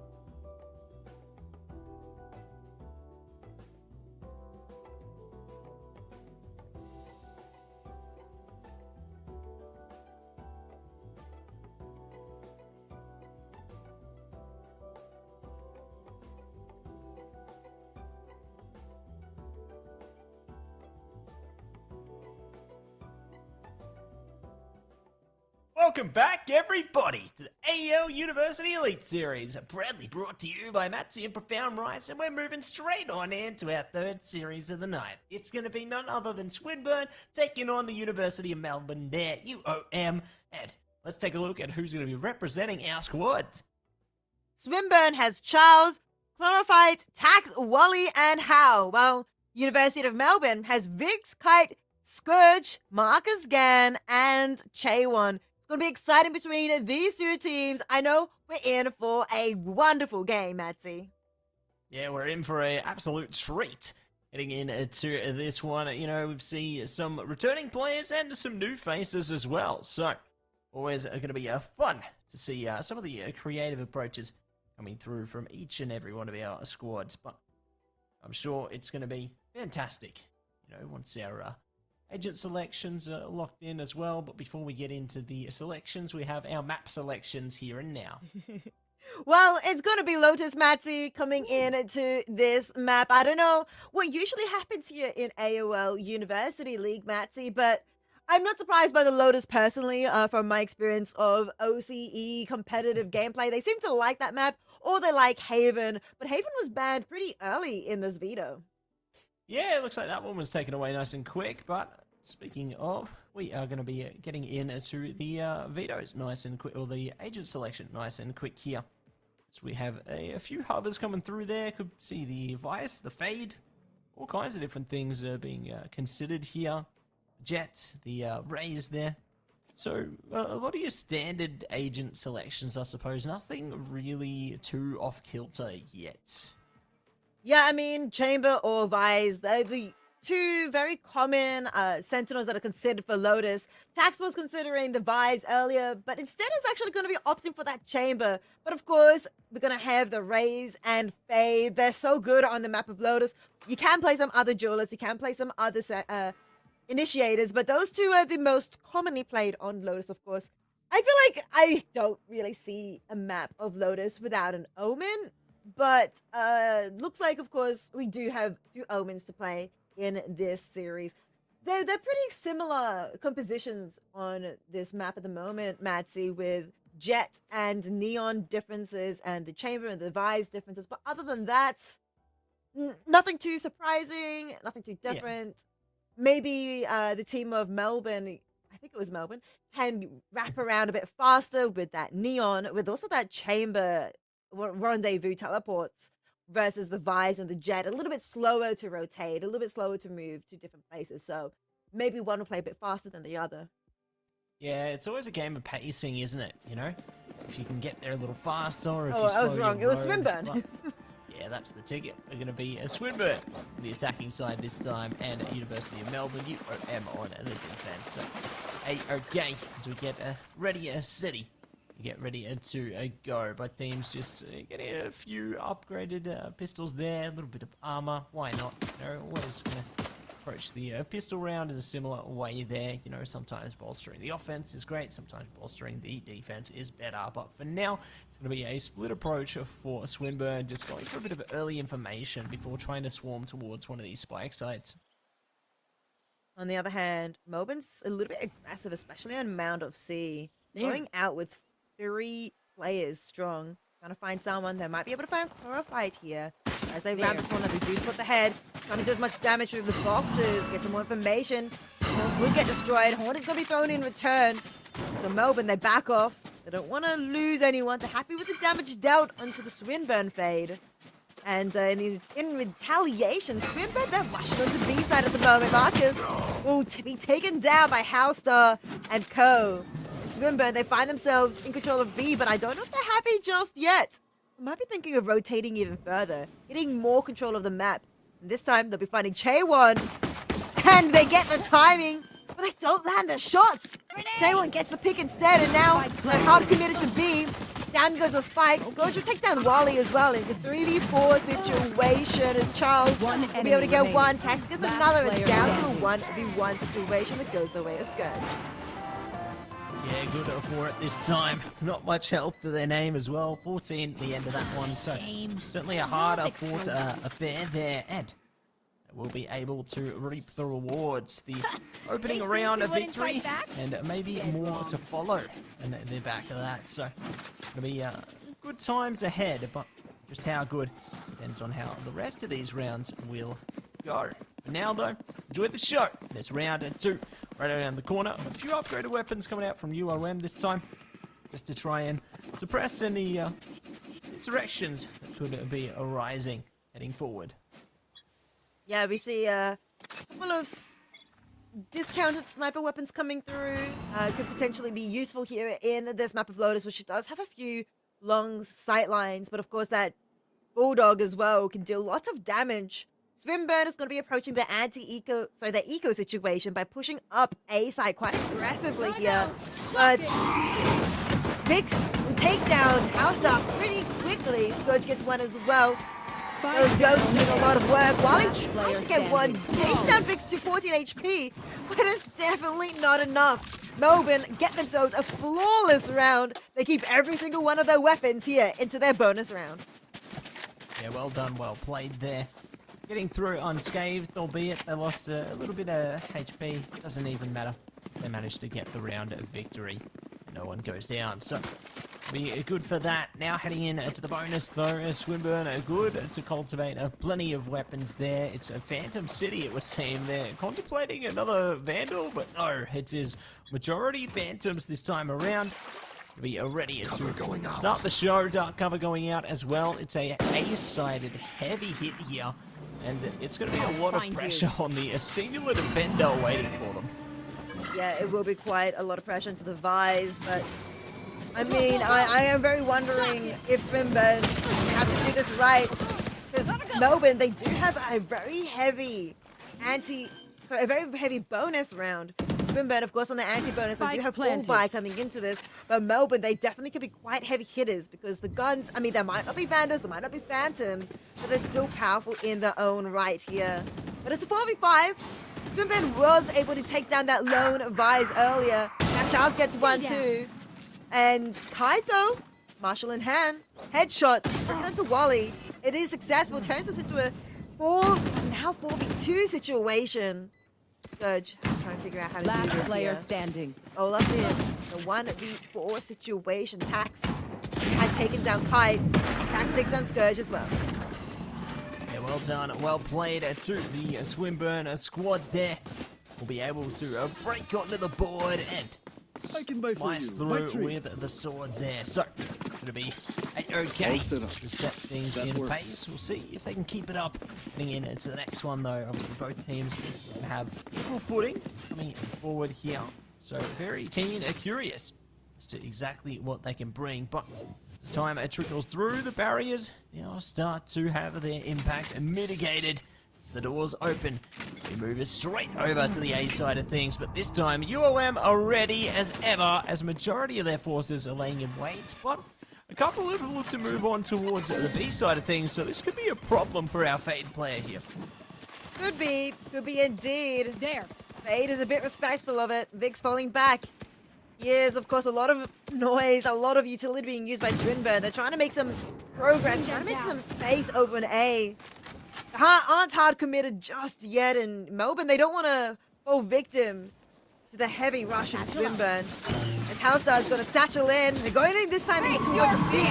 They'll be answered by a Nightfall, and it lands on a heavy stack of Swinburne. I think 3 players. And with that, Vic's Kite is just shooting fish in a barrel. They take down 3 and turn this into a 2v4 situation in favor of Melbourne. Last player standing. Yeah, well done to them there. Going to be straight back on track with Vix shutting down Wally there. And good to get the Shrouded step through. Charles approaching from another angle. Strangles through the double kill there. And moving in with from the shadows to secure the spike plant. I like the long-term thinking here. Even if they're in an uncomfortable position, the spike plant's going to help them in the long run. Paranoia at the ready as well. Can look to move position, but they hold back. A bomb buddy at the ready as well. I like the fake on the TP there, straight into it, but they will not succeed. So, committing a lot to the fight, but it doesn't go their way. I like some of the thoughts that Charles was having in that situation, in that 1v2, but unfortunately, when he peeked up behind that column, he exposed himself to 2 players. of University of Melbourne. And in a 1v2 situation, you either have to be like beyond godlike and get those double headshots right after the other, frame perfect. But I mean, it was a fight that was going to go the way of Melbourne, and it did. And with that, I mean, Melbourne find themselves now on 3 points to Swinburne's 1. But That's not Swinburne, ready. you know, they still Also- have some things to work with here, including this tour de force that Tax has. When they're pushing out on A, has that rendezvous to go back, will blindly shoot because they are also nearsighted, but it's forced all the way back. I have the spike. Yeah, forced back for the time being. Clear some space with the bomb buddy as well, but now we'll take it slow and steady. See, mound is where they are going to try and gain some ground here. You have at least Vix to worry about towards the C position, and maybe the rest of their whole damn team, as it looks like there's a large-scale rotation heading over to the C side of things. But Swinburne haven't committed to this yet. They still have just over a minute to go as well. They could just run it back all the way to A if they wanted to. I like this. They leave one kind of on that lurk bait roll there, make a bit of noise, make it think they're going C. But now A is going to be the play. A is going to be the play, and we can see Kite is the only person currently on A. Might be a bit difficult for them on the other side of the door and tree. Door gets open. To land the headshots, doesn't land, unfortunately. A single one. Charles takes down Kite. 4v5. Of course, that force is still in hand at the moment, but Wally, clean with it, slides right into that headshot onto Vix. How a 2v5 situation, Swinburne very much in control of this round. It's their turn to lose one round if Enemy they remaining. make a mistake, and there's 1v5. Minga Marcus gets one, and Charles cleans it up though. Swinburne find themselves on 2, and Melbourne, they had that one pick at the end there, but it was kind of felt like a flawless round to me. Yeah, it felt almost flawless there. They are going to be very happy with that outcome. And now only one round between the teams again. UM's economy, a very mixed bag here. They've got a few primaries, but otherwise going to be in big trouble. Quite the only reprieve they have is if they get even 1 point of charge there, we'll be able to bring out Blade Storm, and we're going to get it. So great to pick up that capture with early play for the primary objective here. Speaking of, good response. Spike 2 down for 2 A. now. Advantage still Swinburne, but I like this resistance from UOM here. Yeah, a lot of resistance. They were able to take down 2 of Swinburne. Keeps this somewhat very competitive in a 2v3 situation, of course, though. That advantage, slight advantage, is in Swinburne's favor. Only think about A. We're going through the door to head towards that A side, and Marcus hasn't heard anything just yet. A bit too far away. Has to be careful, though, because with only 2 players in Melbourne's hand at the moment, they don't want to turn this into a 1v3 situation and just give away their life. But they hear that spike going down. So of course, Marcus is telling his teammate to come over quickly. Get onto the side of A. Spike because planted. This is where the action will be taking place. Yeah, bring the action and spring One enemy forth remaining. accordingly. So it is going to be one player standing now between them and this round. Will they find a success? The last possible moment. Marcus, all on you. They stay until they go. Ooh, like paranoia. Not going to get much from it though. Still sticking around the corner. Attacks are found. So at least there's that they can take with them. The time against them though, all they can really hope for is maybe exits at this One point. enemy remaining. And they will find another dark cover in place. Oh, committing to the defuse here. There's just no way. Oh, I thought it could be, but no. It won't be. It will be. Done and dusted, but I gotta respect the commitment to that fight there because they take all their enemies with them, and that's a big hit to their economy. Yeah, I totally agree with that. I think at that point in time, Yeoman just really wanted to at least take down everyone with him, and he did. He did his goal. As you said, the time was running out, and had to make a quick decision: save the weapon, or do we take down everyone with me? And well, it does reset the economy slightly. Of course, though, Melbourne, even though they did a good job of getting rid of all the guns of Swinburne, they did lose that round, and will have to now go for this a little bit slight eco round, or half buy. But Swinburne, on the other hand, they do have a lot more cash and have better weaponry. Of course, this weapon, this outlaw in the hands of Tax, I mean, that's a bit dangerous still. Not quite the same cost as a Vandal, but very, very deadly. I think these angles here, not one, I think deals half damage through the wall, but Kite is the one that takes down Tax instead. 4v5 in favor of Melbourne, even with the gun difference. Kai goes for a second, takes down Clarified, fade it out though, keep this competitive, 3v4. And now the ultimates are starting to get used. Yeah, starting to use them up nice and quickly here. So they take it slow and steady. Dark cover considered there, but not going to be delivered. Take it easy. Wally. Start good. Pushing up there. Take this. Let it go. Between them. Here we go. Looking for fast. Oh, here we go. Time to bring the party with the showstopper there. Scourge has shut down one. Chamberlain good for it as well. UOM almost back on track, and they will deliver when it matters. 4-3 now. The team's keeping it close as they possibly can. Thrifty coming through from Melbourne. That's pretty good. I did mention they had the weaker weaponry, but still they were able to get their shots, especially Kite there. Kept the team in it, was able to get the 1v1s, able to use the sole weapon that they had to be able to take down the Swinburne members as best as they could and find themselves now taking that victory. Stopping a potential snowball from becoming too large here as well. And now in this next round here, Catch them. a couple of ultimates on the line. I'm wondering if that Nightfall is going to be used by Melbourne to try and maybe for a retake or potentially to prevent them from pushing in, but it's going to actually be that showstopper by Housestar that is used instead. Victim is Marcus, Melbourne, and still though there's more to follow as Kite takes out Clarified. 4v3 though, Spike will follow as well, but Wally is not done yet with that judge. Takes on Chaywin. And the blood just keeps on falling down here as Housestar will be able to take down Vix as well. Last one left alive is Scourge. 1v3 situation. Now, gather this high-low setup. Housestar falls victim. So does Tags, the high-low. Completely decimated. But Charles will be able to take down Scourge, who was only down to 14 HP in that 1v1 situation. Swinburne tie things back up. 1-for-1. These teams continue to deliver blow for blow in this tug of war here. You gotta love it. The grit, the determination, and the commitment to victory. So, to see a economic difference favoring Swinburne barely. UOM be on the back end of this one, so Swinburne certainly could cultivate 2 rounds in a row if they wanted to. Having the judge in hand in this circumstance is almost fitting as well.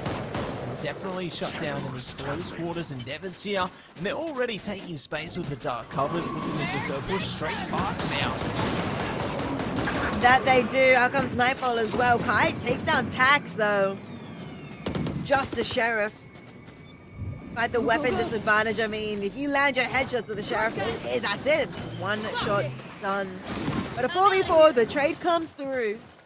And Swinburne, they're able to get onto the side. They have to be careful though. It's dangerous moving just on the other side. And that danger is in the name of the Steel Guard, and Melbourne are coming in with a vengeance. Spike is still down though.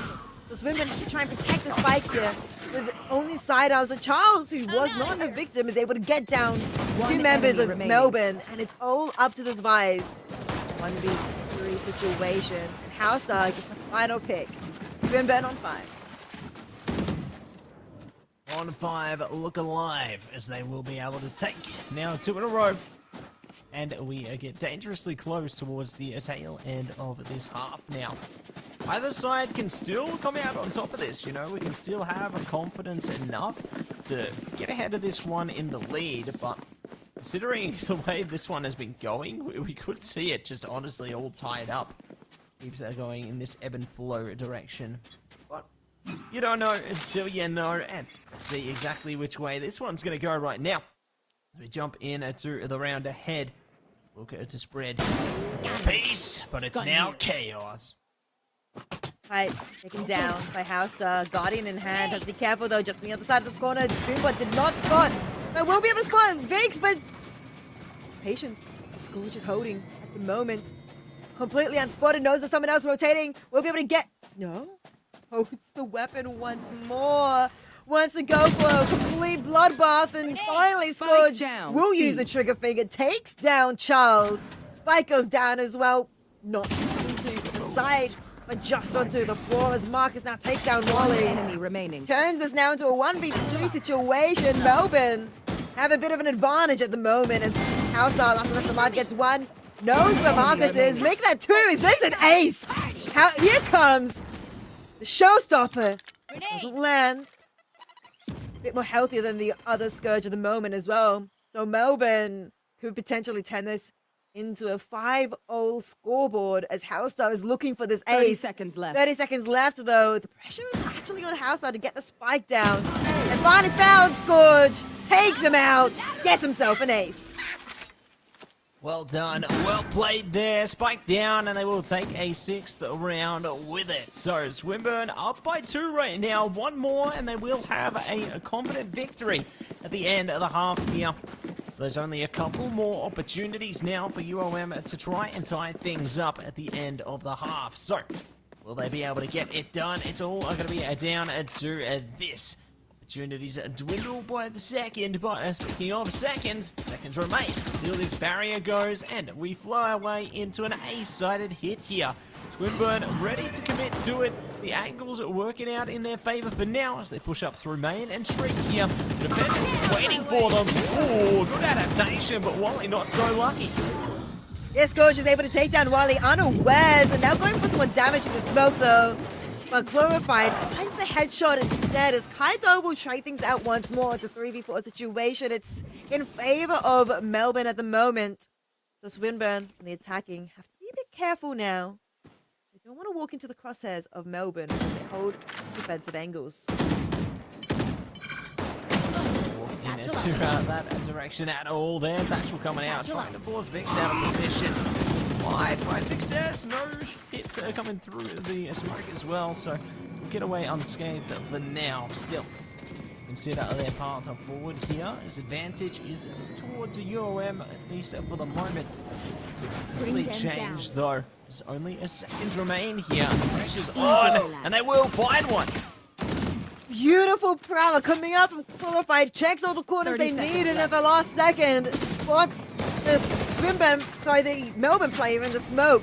Spray lands true, and now this next pick comes true as well for Swinburne, taking down Vic. Spike will go down. It's a 2v3 situation. As you said earlier, Matty, the tables can change really quickly, especially in Melbourne. The weather as well changes quite quickly, and at the moment, winning actually even. Enemy remains. But the Qualified will be able to get that 3-piece for themselves, and Charles cleans up. Could it be warm again in Melbourne? Last round Please. of the half. I tried to say, the Otherwise, weather changes we're going quickly, to and somehow embarrass said the tables change quickly, and I'm like, you know what? Close enough. Roll with it, yeah. Yeah. But it's Melbourne, right? It's Swinburne versus University of Melbourne. And yeah, they're used to things changing quite quickly. Like you and I are, also currently living in Melbourne. Yeah. All the changes happening in real time here, and one more change is one more round remaining in this half. Swinburne have taken the halfway. How much are going to be dictated by this one? UOM need to stake their claim towards a 5-7 scoreline. Otherwise, it will be 4-8, and the gap will only widen for them. But speaking of UOM, have a strong start there. Kite flying high, shuts down Tax.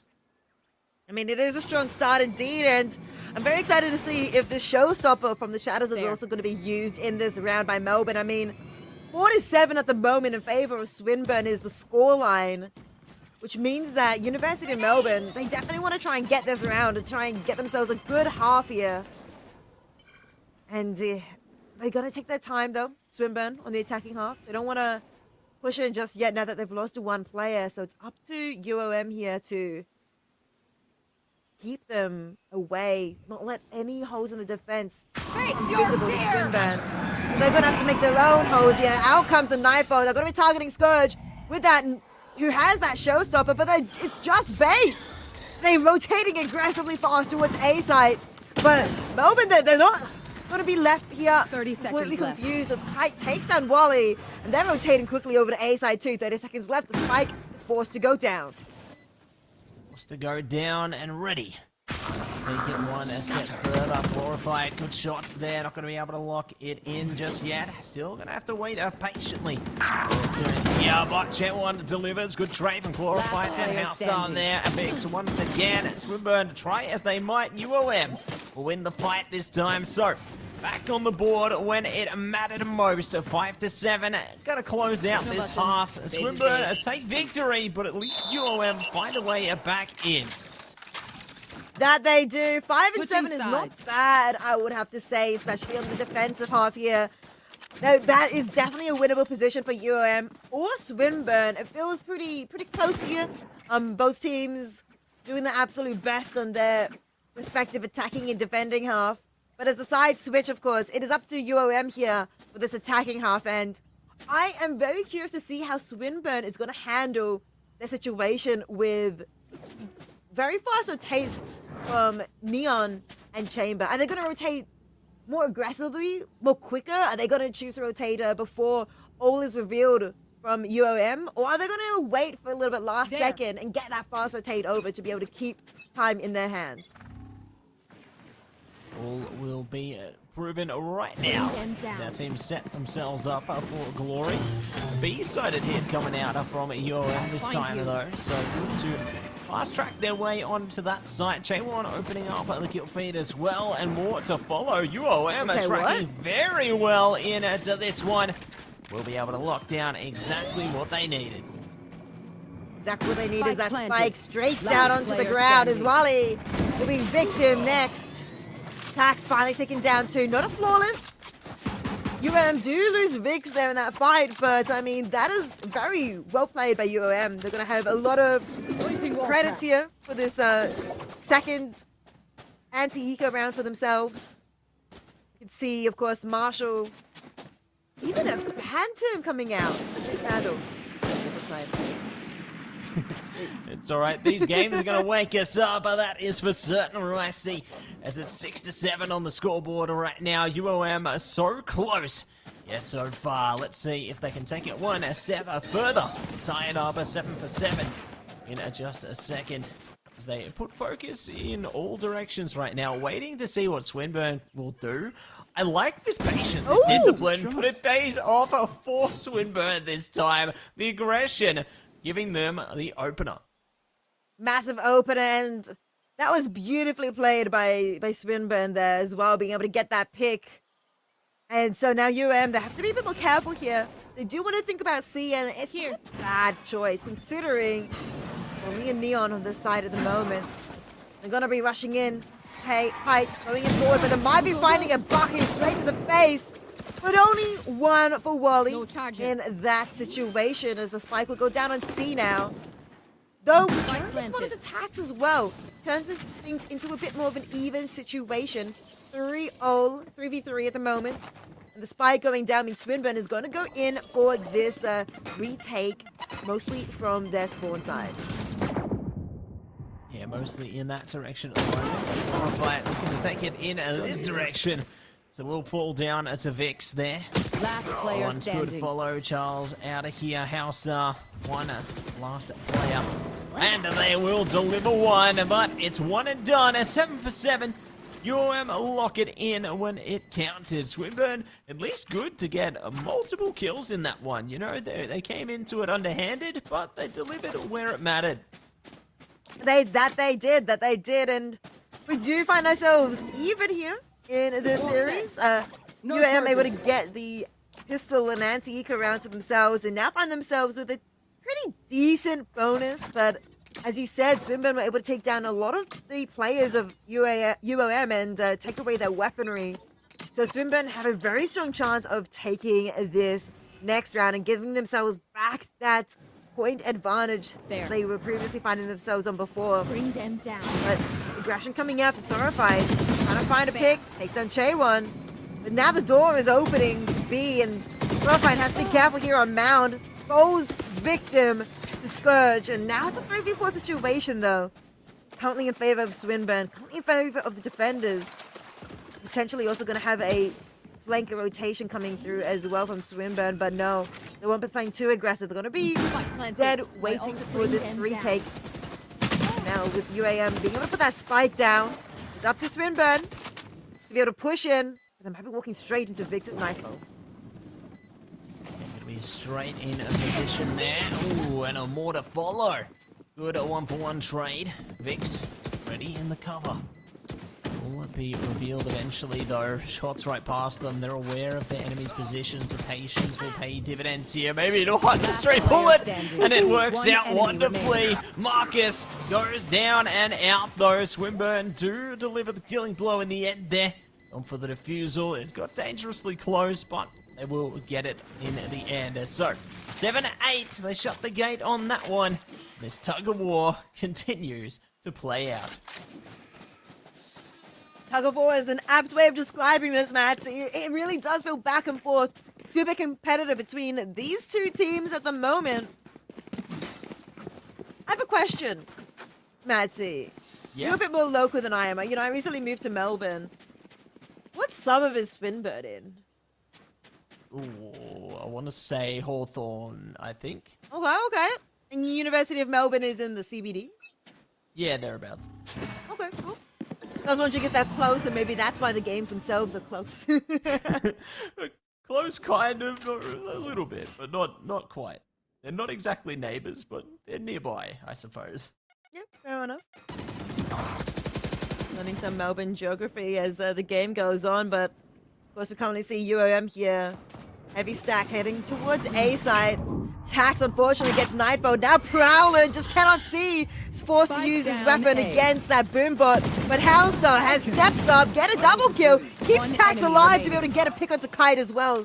Now it's all up to Marcus, who's already started this off strong with a double kill, but needs 3 more. Needs the ace in a 1v3 situation.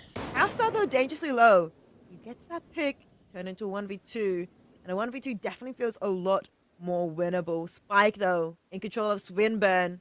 Has to get the timing right. Doesn't want to get shot in the back by anyone, especially Hellstar. Dangerous low. But it will be Hellstar that gets the shot. 9 HP. Doesn't matter. Swinburne are on 9. On 9 and feeling fine, as they will stake their claim to that victory.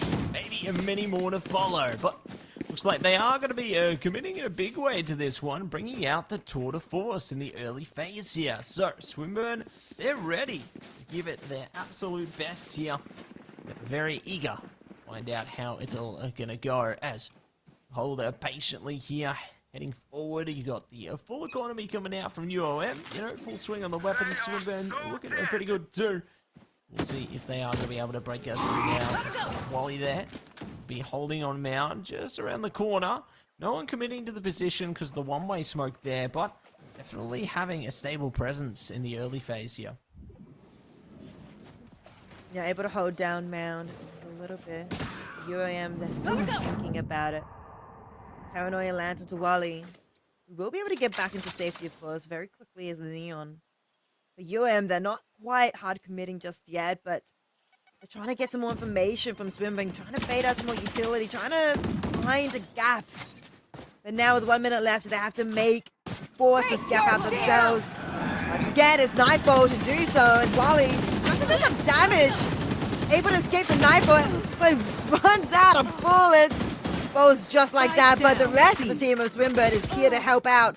Peripheral gets a double, but Marcus gets a double of their own for the Melbourne. Now it's a 2v2 situation. Tour de force only in play at the moment. With also, there it is. Showstopper being used as well from Swinburne. It's not landing on anyone just yet, but Hellstar sensing danger, takes down Marcus, and it's all up to Kite now on C. Has Spike in hand, wants to go for the plant, but it's going to be dangerous. He has Tax. We'll be able to hear it. Safe behind the car. Planted. But maybe not for much longer. Walk straight into that tour de force, and Swinburne now on 10. Yeah, well done, well played to them there. Just a delay on the defuse, but they'll get there eventually. A really good sense of composure coming through there. It feels like the lead is slowly but certainly alternating in their direction more and more here. So you can find out how this next one will go as Swinburne hit double digits, and that's when things start to get a lot more dangerous. But it looks like Kite now going to be opting in for the timeout. I got to respect this. You know, you don't see teams use timeouts too often in the university competition, but when they do, it's commendable. You know, sometimes you just need that moment to compose yourselves, discuss your strategy forward, especially on the attacking side, right? Because you got to do everything within your power to dismantle whatever the defense is throwing at you. On top of that topic about the timeout here, Matsy, do the teams in the University League also have coaches to help with these timeouts to be able to get themselves back into the groove? Some. Not all, Okay. I believe. Fair, Yeah, fair. I believe some of them do have coaches of some nature, but not all of them. So yeah, there's some, you know, ways that they can compose themselves in that way and see if they can put their best foot forward. I'm sure they're, you know, doing big things in the VOD review as well post-game. That is for certain. But speaking of post-game, we are post-timeout right now, and we are getting back into the freeze time here. 15 seconds to go before these teams start the show. Get out the gates. Look to skate their way towards the B side of things, it would seem, early on. They've got a bit of a split going on. A few looking to commit towards the A site there. Open up through rubble. See if they can enter unscathed. That would be the plan indeed. As you mentioned, they want to try and get into these sites unscathed, get the spike down. Of course, as you said earlier as well, it really depends on how well, you know, they're able to compose themselves, which they definitely have options, of course, to do so. They don't want Swinburne to get too much of a lead here. Currently 3 rounds ahead at the moment, so Melbourne wants to try and shut this down. But yeah, they're taking their time, trying to find the information, trying to find the gaps. And the gaps might be actually towards A site. Or they're thinking A site, but it actually isn't, as Wally will be able to take down Marcus quite easily. And yes, Swinburne have the advantage, a play advantage at the moment, 4v5 situation. Their advantage, but for how long? Skype and Go ready, awaiting Scourge, Scrubs away, Glorified, looking for more, Kite playing high, attacks are good for it, Charles as well, more to follow up here, but maybe 30 not. seconds left. To go down, and players are down with them, 2 versus 4, Scourge ready, try and push through. 2v4, as you said, and Wally dodges the boom bomb, but Spike not planted. for much longer. One enemy As remaining. Tax, in the meantime, just ends this round with a quick 2-kill. Triple kill for themselves here in this 18th round. And Swinburne now on 11. Only 2 more away from taking this Gun entire here. map of Lotus. Gun here. Yeah, looking confident, composed as ever onto this one. Biding their Go, go, time go. a little bit on the defuse there, but that's okay. You can have a little bit more time to let the round sink in, if you will. 7 to 11 now. Looking as good as they can be. So, let's see how they go heading in to round number 19 now. Ready and awaiting for whatever be laying in wait for them. And you gotta definitely pick and choose your battles heading into a situation like this. You know, UOM, they did have timeout earlier. It didn't work out that time. Maybe they can recompose here, but I mean, you see the I'll state show of their them. economy already. Kayo. Things are looking like they're getting a little bit uncomfortable, and I don't know if they have a way back in. Shortcut. Yeah, that was a really important round for them to win there after the timeout, but this one is also just as important. I'm out. You Get said out the of my credits way. are kind of struggling at the moment, and they're going to be rushing over towards C. A heavy stack of 5 players, and the rotation of Wally, it could be fast, it could be quick, it could be enough. As Swinburne, they're able to take down 2 members of Melbourne. For Melbourne, they are on C side at the moment. So a little bit heavy hit, a little bit of damage. As Charles will be able to take down One the enemy double kill. remaining. It's now just all up to Marcus. But Charles gets the triple. And Swinburne now on match point. Well done, Swinburne, holding on to their composure and taking this as far as it needs to go. All they need now is one more round, and their momentum, their morale has got to be at an all-time high. Answer needs to be sorted out with great haste by UOM, because otherwise it's over, it's out, just like that. This is the most critical point for them. They need to lock in and give it their absolute best. That they absolutely do. I mean, Swinburne sitting here now on match point. They've been looking really strong here, even on the defensive half end. Potentially Melbourne have to have something secret up their sleeve to try and take this round and maybe the next 5 rounds to get to overtime. They have Boombot. Have a couple of votes, including the Showstopper from the Shadow. Showstopper, though, is the one that is going to be used and it lands onto Charles. But it's a traitor. Scourge will pay for it for his life. Now 4v4 situation, but it's enough to get the spike down. Space has been made. Nightfall used as well. We'll be able to live, though. Purified takes down Kite. Turns us now into a 2v1v3 situation. Swinburne, they've done it. They've taken down all the members of UOM. And they'll be able to get the defuse off and get themselves the win on Lotus.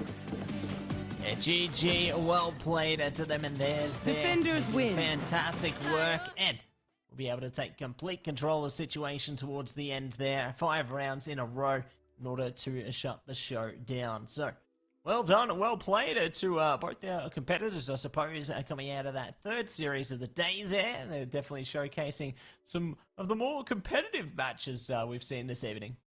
Yeah, it was really exciting to see that game between these two very formidable teams. University of Melbourne and Swinburne, they were very, very close the entire time. It could literally have swung either way, but tonight it swings the way of Swinburne, and it was 13 to not 7.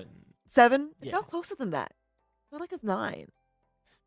Yeah, it felt that way, I guess, because of like the nature of the series of its in of itself there, right? I think it definitely spoke for itself towards the end there, and I'm sure there's going to be many more great endeavors to come right on the other side of this break, everybody. Don't go anywhere. We'll be back soon.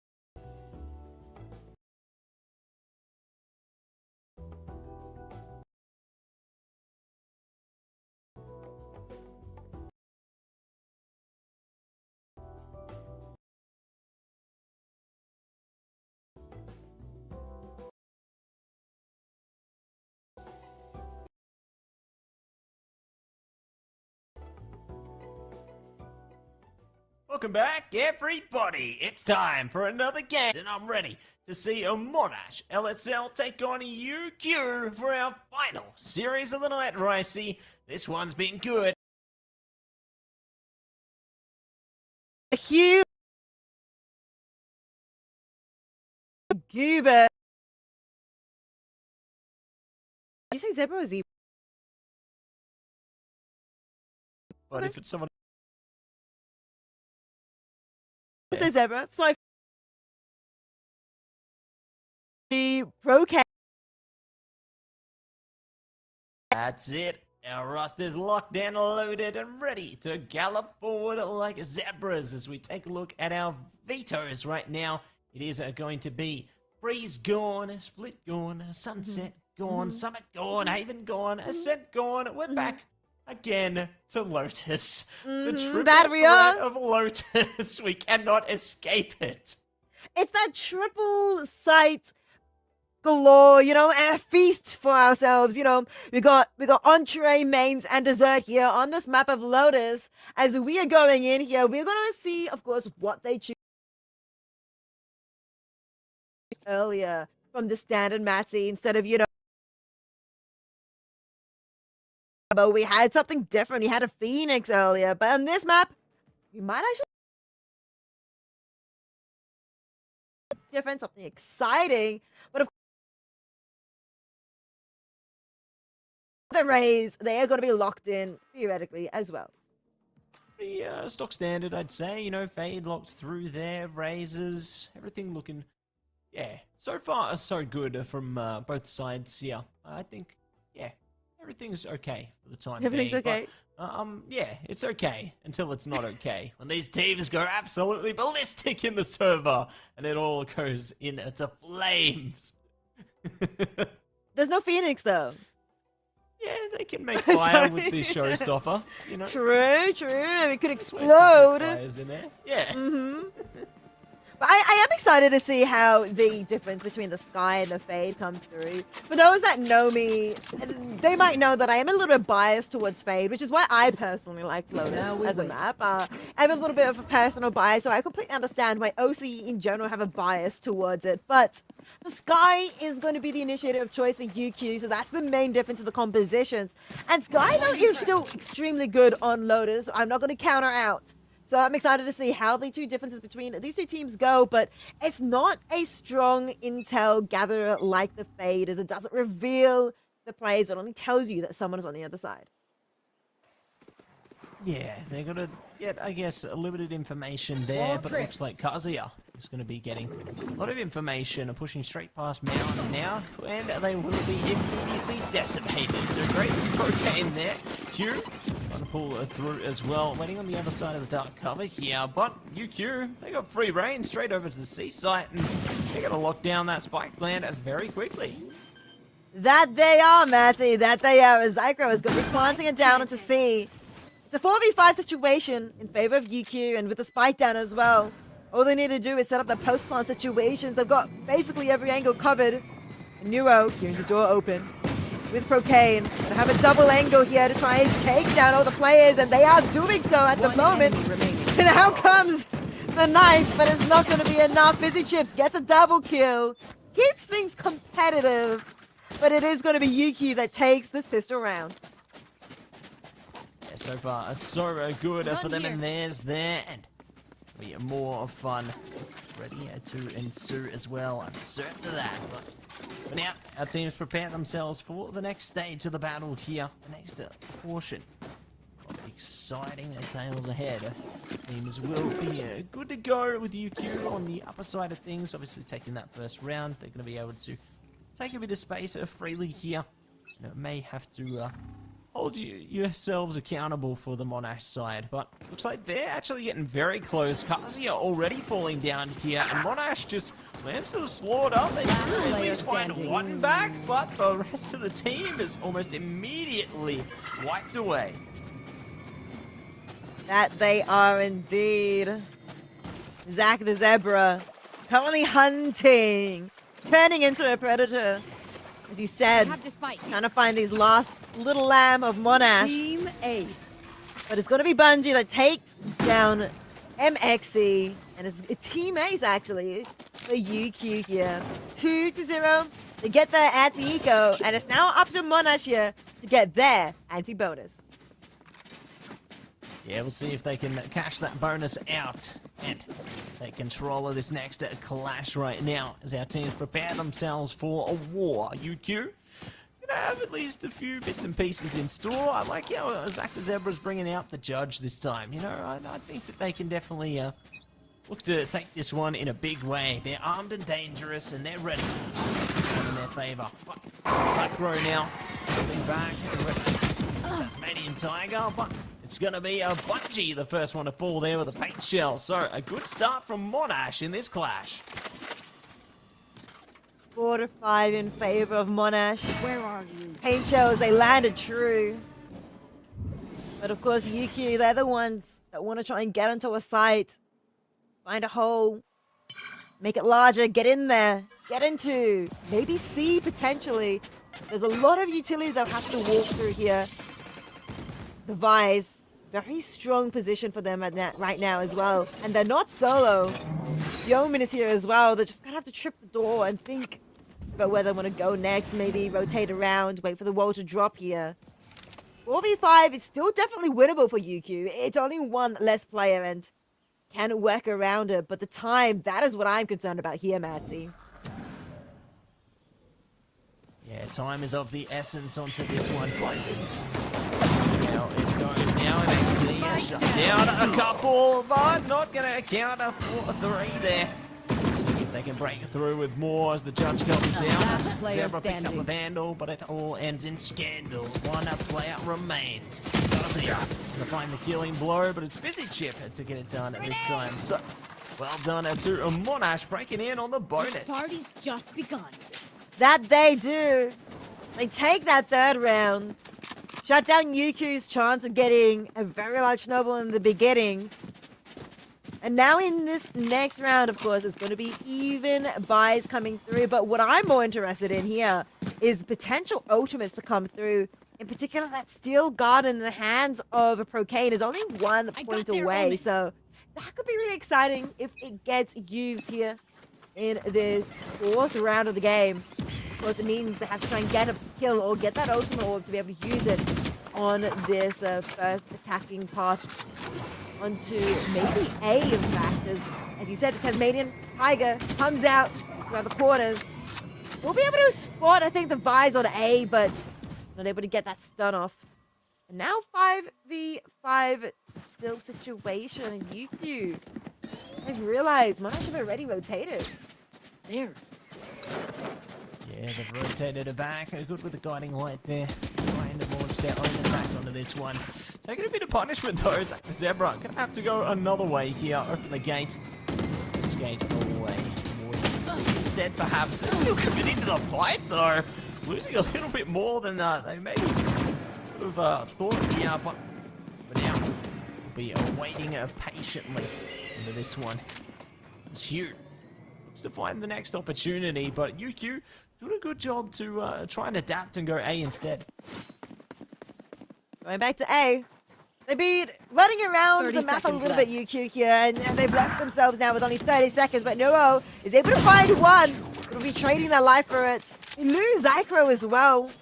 2 to 3 situations. Spike will safely go down, though. They've got to be careful, though, as Zach is only on 32 HP. Be a bit difficult for them to try and get through this situation, but Showstopper could make something work here. It turns this into a 1-2 situation. Standing. But Procane, they get that pick they need, and now there is that Steel Guard and that code out in the beginning. Hugh now forced onto the sidearm. But they're both kind of, well, actually, Oh, they tried. Procane is a little bit unhealthy, and Hugh takes advantage of that headshot lands. And the defuse is safe. Safe and sound. They hit the ground running and gunning there, and that's going to be 2 for 2 on the scoreboard now. We are getting closer again, it would seem. Maybe our last series is setting a bit of a trend here. You never know until you know, but know which way we are going to go into another round. Right here, right now, both teams decent economy, I'd say. Greatest, but not the worst. And they're ready to burst in with full confidence. Gun blazing.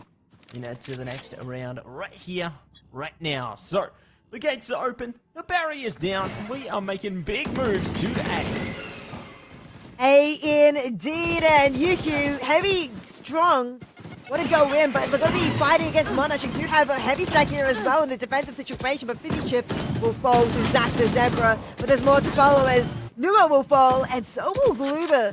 It's currently a 4v3, sorry, as now 3v3, lots of health bars are down quite low, quite unhealthy, as Monash would die, Hugh would die to that Boombot. MXC, last one left alive, is forced to either choose between the thorns or the paint shell, and is taken out just like that.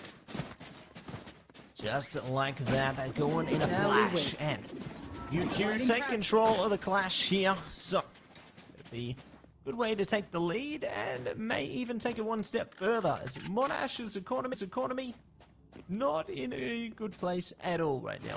No, they got a Vandal, a Guardian, some Sheriffs there, maybe a Stinger, Spectre. They're thinking about which one they want. Retrieving They want flash. something, I'm sure, but the decision's made, and now it's time to start the parade as we move on into another exciting attack video. But they are going to meet eye to eye in a second, I'm sure. Is this going to be a jet right around the corner? But the kills come through on both sides. A good block with the bomb buddy there, but it's UQ actually pushing ahead on this one. Player standing. They are. It's now a 1v3 situation. It's all up to Kazuya, who was on the other side of the map. The Seekers are out as well.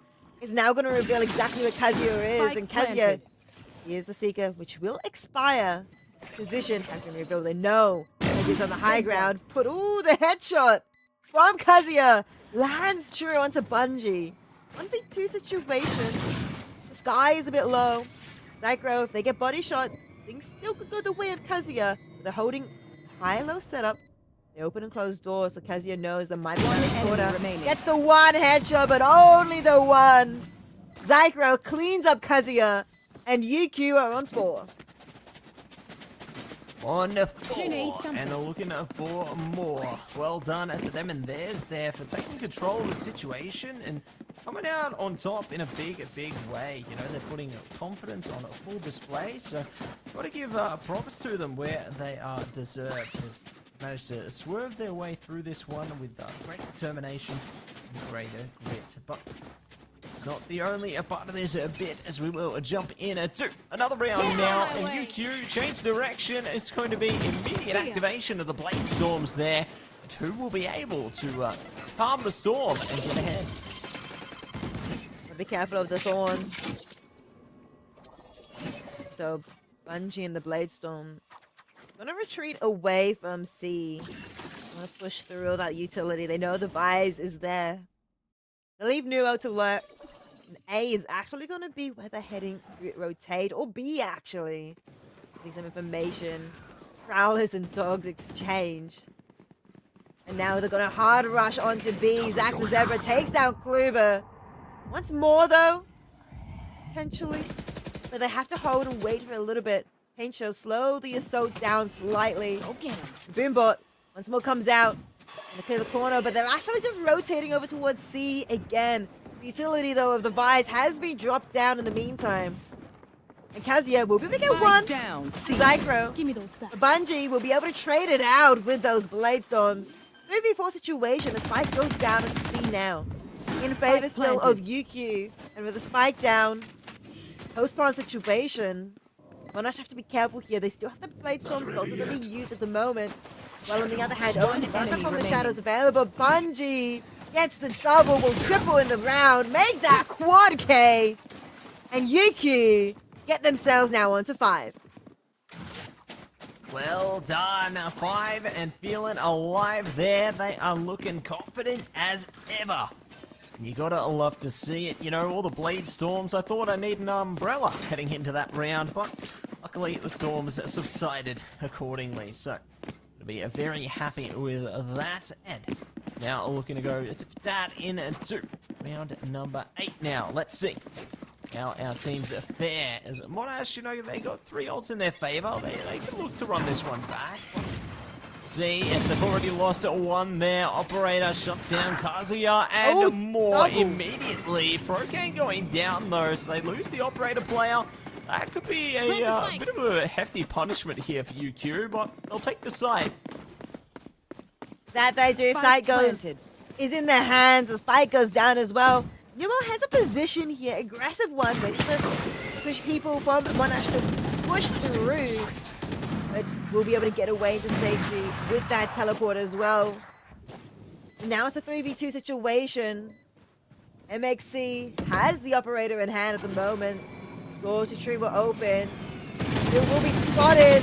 The spray is actually going to go the way of few. Trade it out. 1v2. MXC is thinking about saving the operator, and I understand why here. 1v2 situation with an operator, and they've had a few rough rounds in a row. They might not be able to buy the next round, Matsy, if they don't save this operator. Yeah, there could be good opportunities for them. You know, I think that was a huge pick for Monash out of that one, despite losing the round and furthering UQ's lead. Having that operator when you're on the final stretch of the half field, it could be exactly what they were hoping for. It could be the saving grace for them. Looks like they aren't going to fully commit to a buy, but I mean, if they can just hold position with an operator, that could effectively shut down a huge part of the attacker's presence here from UQ. Like, they might not anticipate exactly what's going to be in store from them, but paint shells coming out. Looks like guiding a light there, a dark cover as well. So does stop UQ in their tracks this time, and I kind of love this adaptation from Monash. You know, it slows their road here. They're forced to run it back over to C instead, and they're gonna have to fight against you here. That they do, and the operator already down. Maxing it out here for the rest of the round is a 4v5 situation. No more operator in play. Kazia hesitated around very quickly. Captain Gamble, so much is being thrown at Monash. Two ultimates coming through. And the showstopper lands. Luba gets a double kill as well. 2v3 situation. Counting in favor of UQ. With a spike down as well. Now it's up to Monash to try and retake the situation. Fizzy together with their Fade. They're separated at the moment. Fade's over, reveals two. And Fizzy, the shots land true, gets a double. The third here will be able to get it. Trades out Zyke Kluber for it though. But still, they get that around, Madsy. They get themselves to 3. Yeah, break it in a 4-3 eventually. My goodness, against all odds, they will prevail. So, got to give them props where they are certainly well deserved there. Well done, well played, and now the show must go on. 3 more rounds remain in this half here, and the path to redemption, albeit fierce, certainly not impossible. They've shown this glimmer of hope, and maybe there might be more. Retreating Just a wall. spark. They might be able to fully ignite an Inferno, All set. take control of this Placed. series.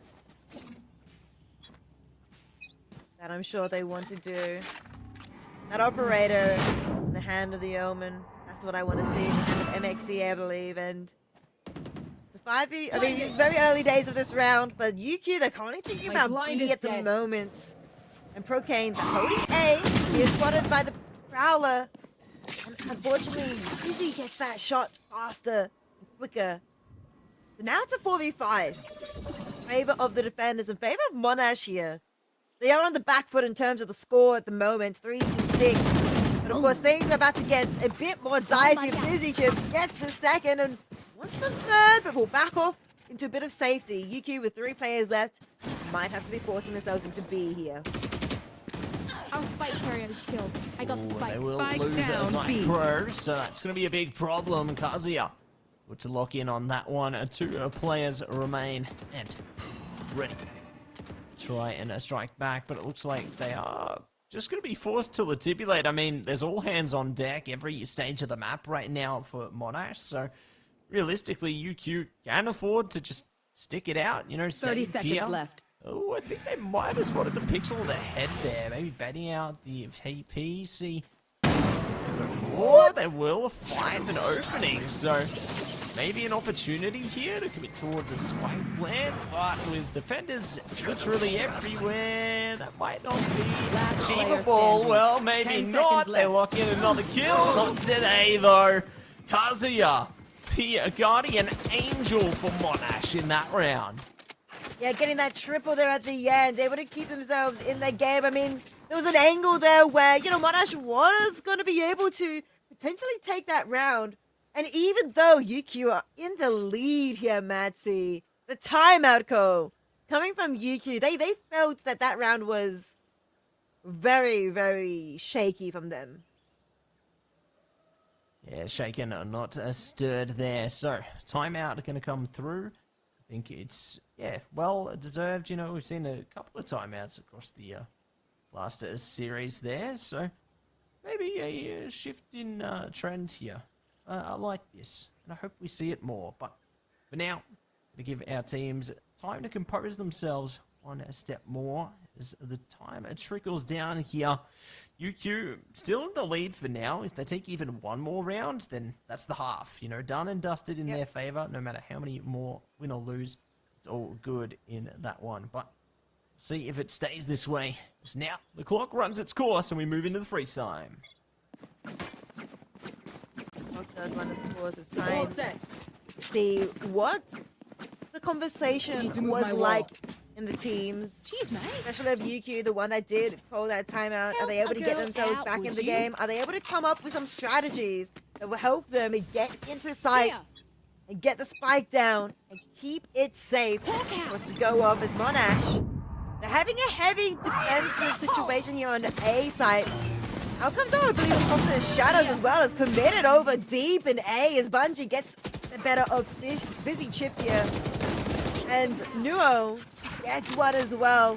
They Monash have lost 3 here. It's now a 5v2 situation. UQ, the timeout looks like it was solid indeed. Spike goes down. Outcome Seekers as well, though, fully aware of where these last 2 players of Monash are. And Hugh, so in the meantime, gets Bungie with the operator. Turns this into a 2v4, feels a little bit more winnable, but of course the advantage is still in the hands of Monash. And with a Steel Garden available, I mean, that might be the only way that they could win this 2v4 situation, but they don't want to risk it just yet because UQ could answer it with a Steel Garden of their own. Last And player standing. Blinding Light comes out, blinds Q, and Zycro takes on Kazuya as well. UQ on 7. Last round You before on the switch. 7 and will secure the half in their favor. One more round and they can widen the gap here. Oh, Monash might be able to close it. It'll be their one saving grace on the tail end of this one, but see how things go as we bide our time here. Slow, steady. Well, everything goes up in confetti. And have Don't keep 5 them seconds to brown. go in the freeze time here. Good to roll out straight towards C. Guiding light at the ready for Zycro. No one holding close though, so they can just openly push towards the space, but I don't realize how many players are waiting around this corner for them, Ricey, and it's about to heat up, but they're gonna have to wait because dark cover's in the way. Do they push or do they go somewhere else? The shift is already happening in real time. It definitely is happening. A lot of surrounding forces coming here. I mean, think Monash are thinking about this B push, but it's gonna actually be a Still Guarded over B. Forces Monash away a little bit, and they take Yuki take this chance to be able to push in, take down Q, and it's a 4v4 situation, and they've got to be very careful. Spike will be able to make it towards C, and pretty safe here to go for the plant now.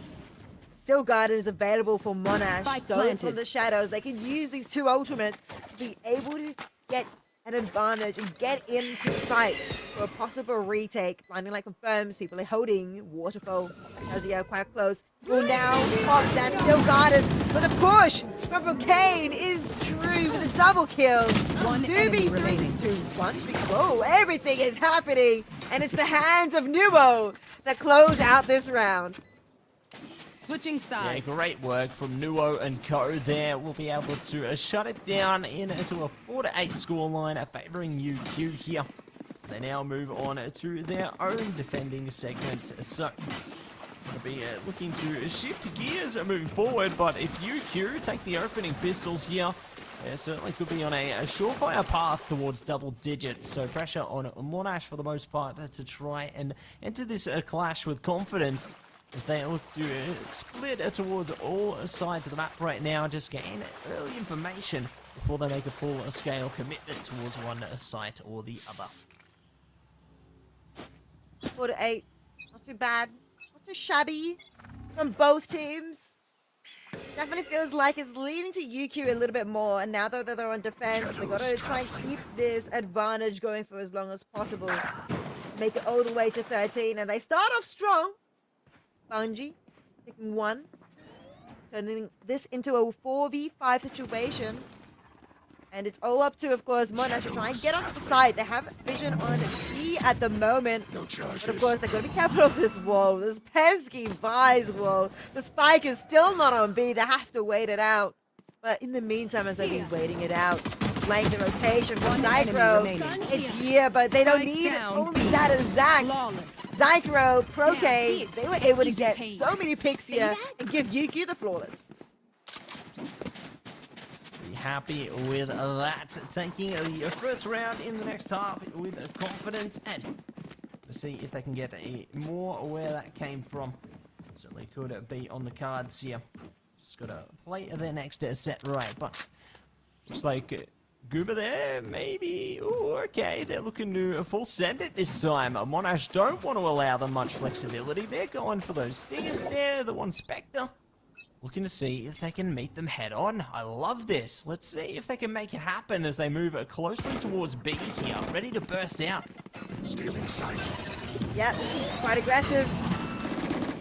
A lot of action, a lot of boom bots. And the Spectres from Brocane getting a triple enemy remaining. for Zach and Nuo. They want some of the action too. Not a flawless, but man, 4 of those You're going to weapons are going to scan make for it my through into stuff. their bonus Super easy to UQ. pick They off. find themselves on double digits to Monash's 4. Yeah, nicely done by UQ there, locking in double digits, and Monash be left behind. Curious the effects of the full send on their economy there. Be in a bit of trouble for the time being, I would believe, and they are looking to send it over for the most part towards A here. Do have one straggling along towards the mid side of things there. See if they can catch some information and maybe wave already. UQ just ready for them. Physics at least finds one though, but it's one and done. Make that another one though, Matsy, as Zach with the Spectre takes down Kazuya. This is UQ's bonus, theoretically, but it doesn't feel like it. They really are just taking full advantage of this situation as Q takes down Bungie, turns this into a 2v3. Monash, theoretically with the weapon advantage, and now player takes down standing. Nuo, and Fizzy One enemy though, remaining. they've turned things around. Last one left is now Procane. Will be able to get that pick. Now UQ on 11, 2 away from victory. So close yet so far. Will Monash be able to find any way back into this? Because it's all a counter to these little Placing wall moments. trap. They take it for their Launching own, forward. they go for gold, or would they be left out in the cold here? 10 seconds between these teams and their next attempt, and Launching forward. Q more favor towards the left side of the map here, looking to focus on a C, maybe have some stragglers over towards B and A, or maybe just A here. I like how they keep the lurker for information. But full commitment straight in the fight, Ricey, here we go. River gets one, but it's traded out for Fizzy. In the meantime, the spike will fall down. And it's a 3v3 situation now. Utility used left, right, and center, including this paranoia. Everybody currently nearsighted as MXC. Give it take them Procane. Now Scout comes the destroyed. Tiger, finding some information. Now Zyko holding a very close corner, have to be careful. Swings out, but movement is not what you want to do when you're in the Thorn, Zyro. In a 2v3 situation, Monash know where the last 2 players are. And so they're rushing over to A instead, knowing that that place is currently unguarded. Yeah, it should be easy to pressure their way forward towards that one, but you don't know until you know. Gonna go right now though. There's a couple of players standing between them here. Not looking to commit to the fight just Spike yet. Waiting for planted. their teammate. Not going for anything, but right will be before them in a moment. Guiding away, coming out there. Trying their best to claw their way forward. Find a way in, but just can't get it yet. I like the distance between Monash and the site here. UQ really have their work cut out for them in the rest of this one, but still going to be a bit more time to bait things out. See Last if they player really wanna standing. call out, but just like that, the fight's done, dusted, and Monash are back. That they are. They're able to get that round. It was really good coming out from Monash there. I liked that flank as well coming from, I believe, Gluber to try and make sure that they had all the angles sorted. They didn't need that flank. The duo on the point was able to keep the team in the game there in that round. And now Monash find themselves on 5. It's going to be a big climb here. 6 more rounds to be able to tie things up. And they've got to be aware that UQ, they have the credits in this round. And they have one ultimate to work with as well. So the advantage of winning that round, Monash are able to get that gun by here, but it's still got to be careful. The UQ are very strong still. Yeah, strong as can be onto this, and could get even stronger. Maybe not. Zach Zebra goes down immediately. So a grand start from Monash. Or maybe they've found their tempo, found their flow state onto this one. The opening kill are certainly going to be putting positive strides in their favor, but they are looking to collide over towards A instead now. So very keen to see what's going on with this attack now as they look to shift gears in a second. Yeah, heavy stack towards A. You in the meantime, trying Here. to watch C site. Door's going to be opened by UQ. Actually, no, by the other team. And now UQ peeking their heads out, trying to see some information, but the members of Monash, they've actually just led away from A. They're heading towards C. Q is holding that location at the moment. Forces Cocaine over towards Waterfall.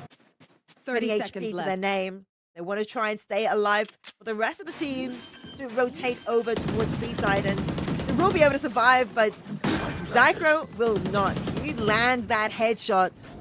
Now a 3v5 situation with many over.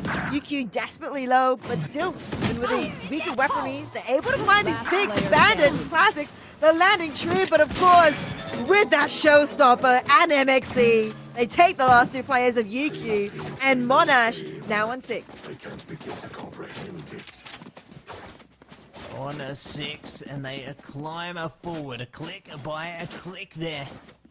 All the shots are hitting their mark, but see how things go heading towards the next phase here as Monash seek an avenue over towards the A side of things. I do have at least one defender in UQ's side. Waiting patiently here for the moment. Over towards the A stairs there. And they got 2 more teammates as well. Speaking of, Bungie gonna get spongy as they're bounced out of this first round with immediate effect. 1-for-1 to kick off. Could turn into 2. Oh, the bomb body goes out, and the Zebra goes out with it. That they do. 2v4 situation, but ultimates galore for Monash. They don't even need to worry in the situation as Spike goes down. Still Garden is available for UQ, that's the only One enemy ultimate. remaining. But is now gone as Procane will fall to MXC, and now it's all up to this lone Nuo Omen. Gets one, gets Gluber, but I think he's opting for the save here instead, Matty. They know they have the rounds to play with here, and they want to go for the win, the next win here. They want to keep the weapons in their hands to try and have a good advantage for the next round, as their economy feels a little bit more in shambles after losing this round. Yeah, they're going to be in a uncomfortable spot. It's a result of this one, but resulting kill will come through from a Nuo there, so not too shabby. Get out of the round with a slight bit of reprieve. That's not going to be enough to relieve their ailments here because they're bleeding rounds right now. You know, we've gone 3 for 3 in this half so far, and UQ haven't been able to find a way back in. I mean, they've got 5 ults to their name, they might find a chance to use them. I don't know if it's this round that they can, though, because the overall economy, it's okay. It's not great, though, so maybe they can afford to wait one more. But, I mean, with the gap closing from Monash as quick as it is, it does get a bit more uncomfortable. You know, you can only afford to concede so much, right?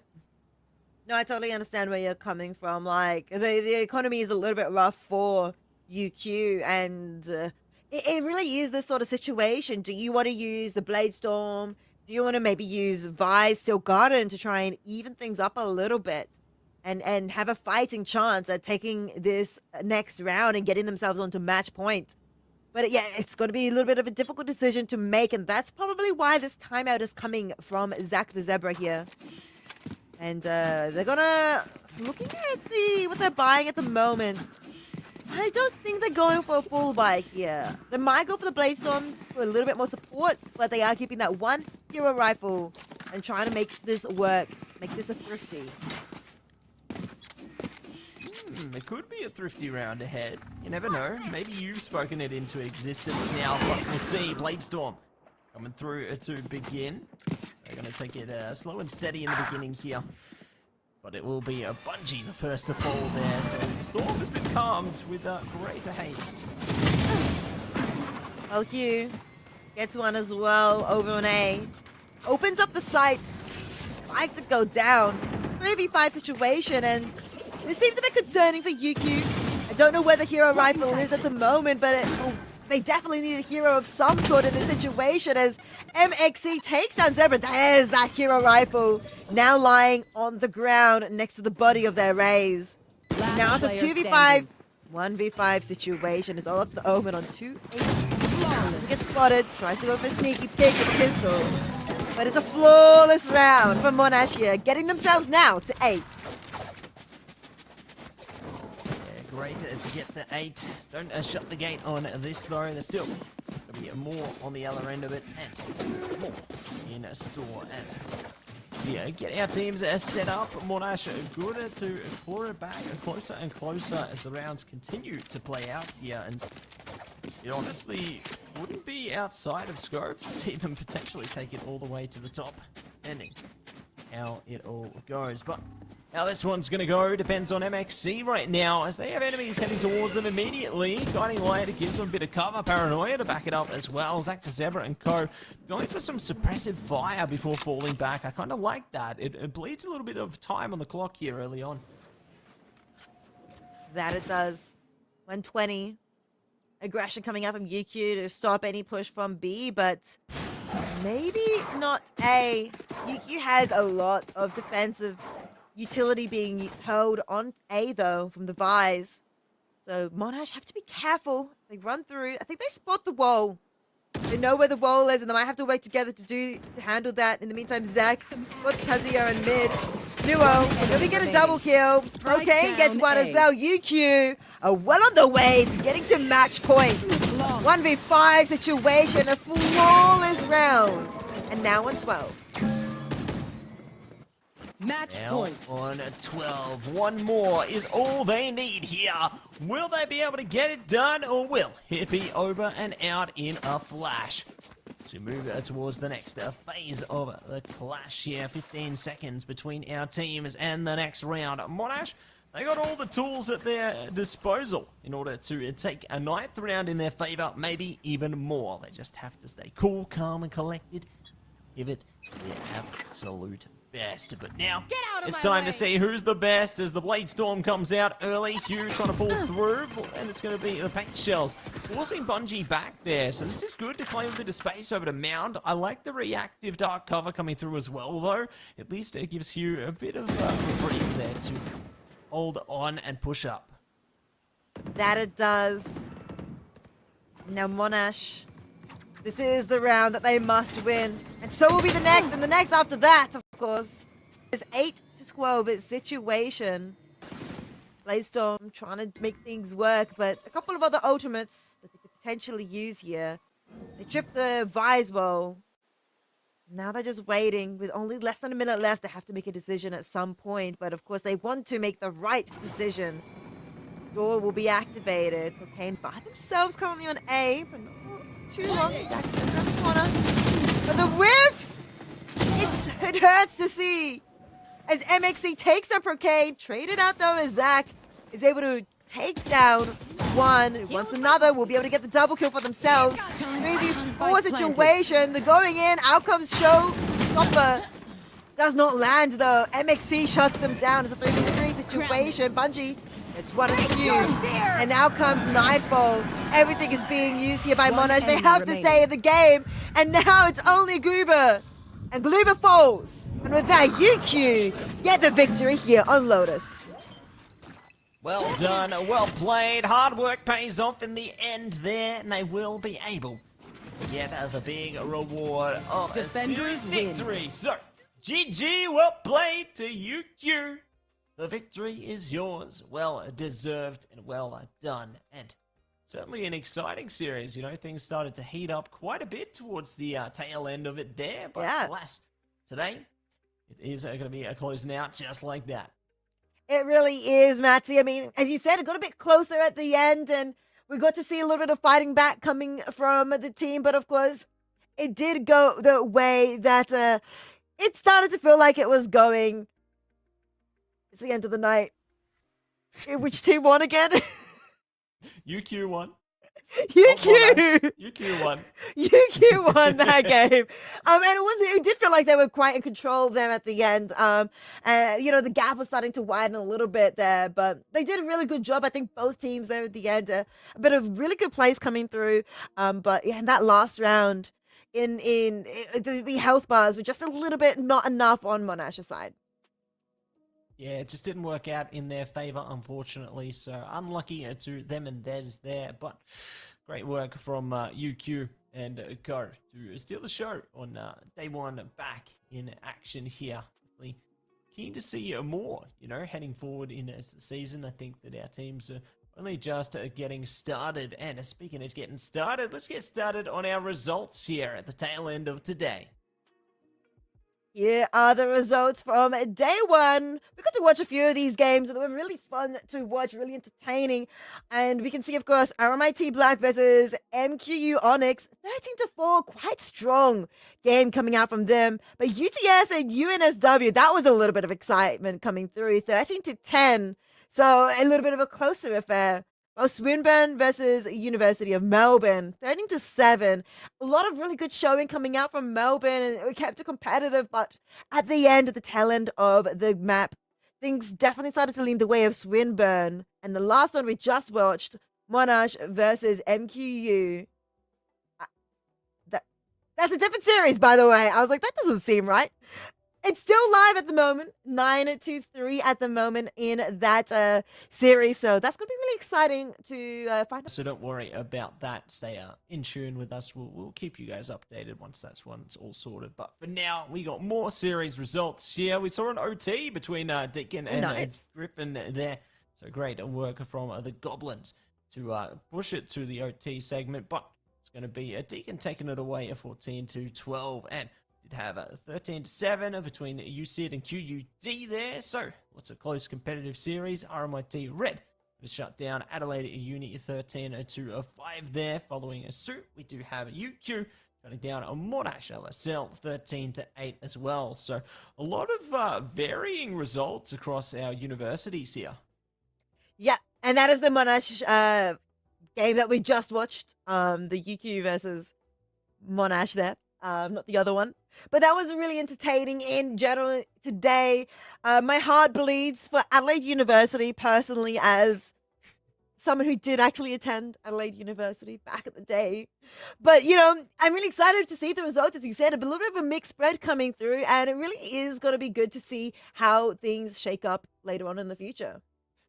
That's right, and speaking of shaking things up, we shake up our standings in Division 1 right now. RMIT Black right on top there, closely followed by UNSW in a second there, and it'll be close again, you know, between first, second, third, fourth, between UOM and Macquarie Onyx there, Following in is Monash, Team A there, and Swinburne are still live, so, you know, this could be adaptable. This could change. We'll see how that one goes, and we'll update you all later. Don't worry, stay tuned on the socials. But we do have UTS and Macquarie Scarlet towards the bottom side of this one as well. So, definitely still pretty close and competitive across all of Division 1 here, but we still got Division 2 to look at right now.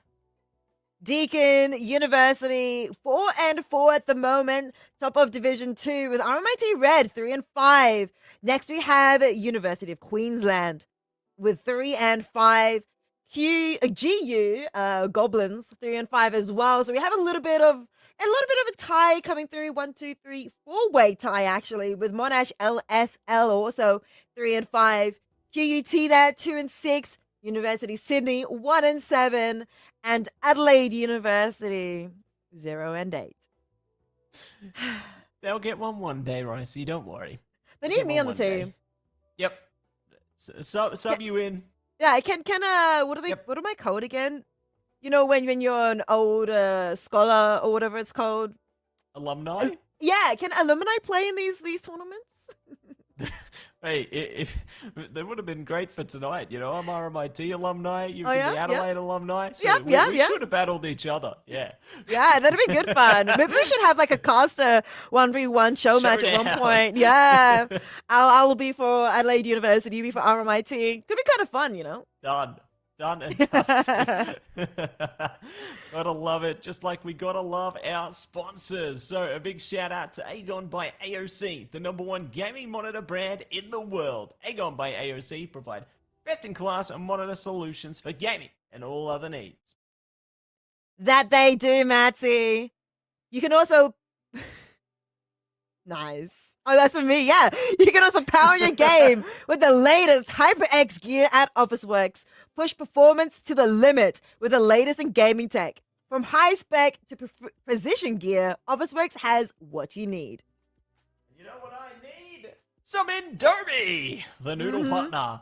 Made with high quality flour and selected ingredients and spices, a plate of Indomie mee goreng will certainly brighten up your day. Try any one of the flavors available today from your local grocer or at indomie.com.au. So big shout out to each and every one of our sponsors there. You know them, you love them, and we appreciate their support. But speaking of support, if you want to support the AEL, make sure you check us out on all of our social medias there. AU Esports League on X, YouTube, Facebook, Instagram, TikTok, you name it, we are on it. Make sure you check it out. We are going to be covering all the great stuff, and you want to stay up to date, just like on our standings, you know. We'll update you later, so keep up to date on that. But, Ricey, how you feeling at the tail end of today? No, I'm pretty excited about all the games that we had. There were so many bangers, so many exciting gameplay as well. I mean, one of my favorites, the favorite moment of tonight was definitely when, can't remember who it was, but they snuck through the back and was completely unspotted. Unfortunately, though, they didn't land the shot, so no harm done to the team that was completely blindsided by that move. But I was just in shock from that, so that was definitely my standout of tonight. It was extremely fun, Matsy. That's what we love to hear, and I can't wait to catch more of the action. We are going to be back at the same time, same place next week. You do not want to miss it. Thank you so much for tuning in, everybody. It's been real. It's been a pleasure. This is Batsy and Profound Rice signing out. We'll catch you in the next one, and have a wonderful night.